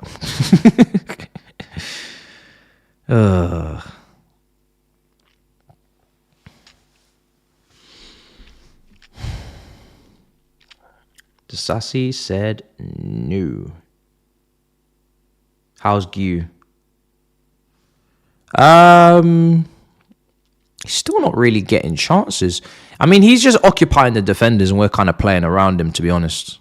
That's how I'd describe his game today. He had one strike that was hitting the side netting. I just describe his game as he's there to occupy defenders and keep them on their toes, but we're just playing around him. We're linking up with the wingers, the 10s, combinations, the corners. Nothing's really going to Gu. It's a shame. It's hard to really... I mean, he's just got to just... Yeah, it's just game over now anyway. 90 minutes. The referee said, yeah, we ain't even doing injury time. We're not even doing injury time, brother. Just everybody leave now. No injury time. Man said, yeah, bye-bye. Everybody leave. Everybody go home. That's enough of that now. Oh.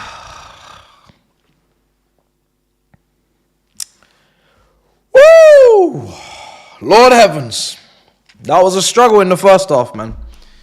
I was yawning. Man had to recline the chair and bring the desk down and everything. But I said, that maybe that was the issue. I was standing in the first half. I was more tense. I was more on their case, standing, making it a stressful situation. As soon as at halftime, we just lowered the chair, lowered the desk. We said, yo, everybody just sit down and just relax. Now the team relax and everybody in the chat relax. We win the game, everything's relaxed. I don't know. It's all mad. But anyway, listen, we won the game. First half was a struggle, a bit frustrating. Second half, much better. great shooting in the second half, some wonderful goals, tossing, great technique. Felix, great technique. So good. And we move to the fourth round. I'm very intrigued to see who we get. I hope we get another very weak team, so we can see if we can get, well, we'll see what we do. He played a very strong team today. I wasn't really expecting the team to be that strong. I wasn't expecting the bench to then be that strong. I don't know if that's something that he's going to keep doing in the FA Cup because he's so desperate to win the cup now. Because obviously in the Carabao Cup we were knocked out to Newcastle. So I don't know if that's made him change the way he's going to approach this competition. He's just going to go flat out. I don't know. So we'll see. Let's see who we get. Hopefully we get a shit team though. I'll be real. I don't want no one good. I want a dead team. I want to go as far as possible. No risks. No big games. Bye bye. See you later. Give me the non-league teams. give me them strugglers, bruv. Give me them strugglers. I'm ready. Let's just see before we wrap up other FA Cup scores. Sunderland 1-1 with Stoke. Enzo Lafite, did he play in this game? Is it too soon? I think it may be too soon. I'm probably doing too much. Yeah, he didn't play. And then we have Preston Charlton, which was postponed. Reading Burnley 1-1. Exeter 3-1 up against Oxford United. Forest 2-0 winners against Luton early on. Brentford 1-0 down at home to Plymouth. Brentford. That's maybe a giant killing, is it? Plymouth winning at Brentford? Not really. Norwich losing 4-0 to Brighton as well. Leeds are taking on Harrogate. Man City are taking on Salford. Mansfield are playing Wigan. Leyton Orient are playing Derby. Coventry versus Sheffield Wednesday. Hull City Doncaster. Tamworth Tottenham. Ipswich Bristol Rovers. Big game tomorrow. Arsenal United. I will probably review that. I'll be real. And yeah, then there's more strugglers and more games. But listen, this is it. FA Cup, the magic of the cup. We are not going to be on the receiving end of an embarrassment, so that's all that matters. We move. It's just about staying out of the headlines this weekend. We don't need anybody to be talking about us whatsoever. Not really much to say in that we didn't expect there in the second half. But I will do the review and we will discuss, we will talk.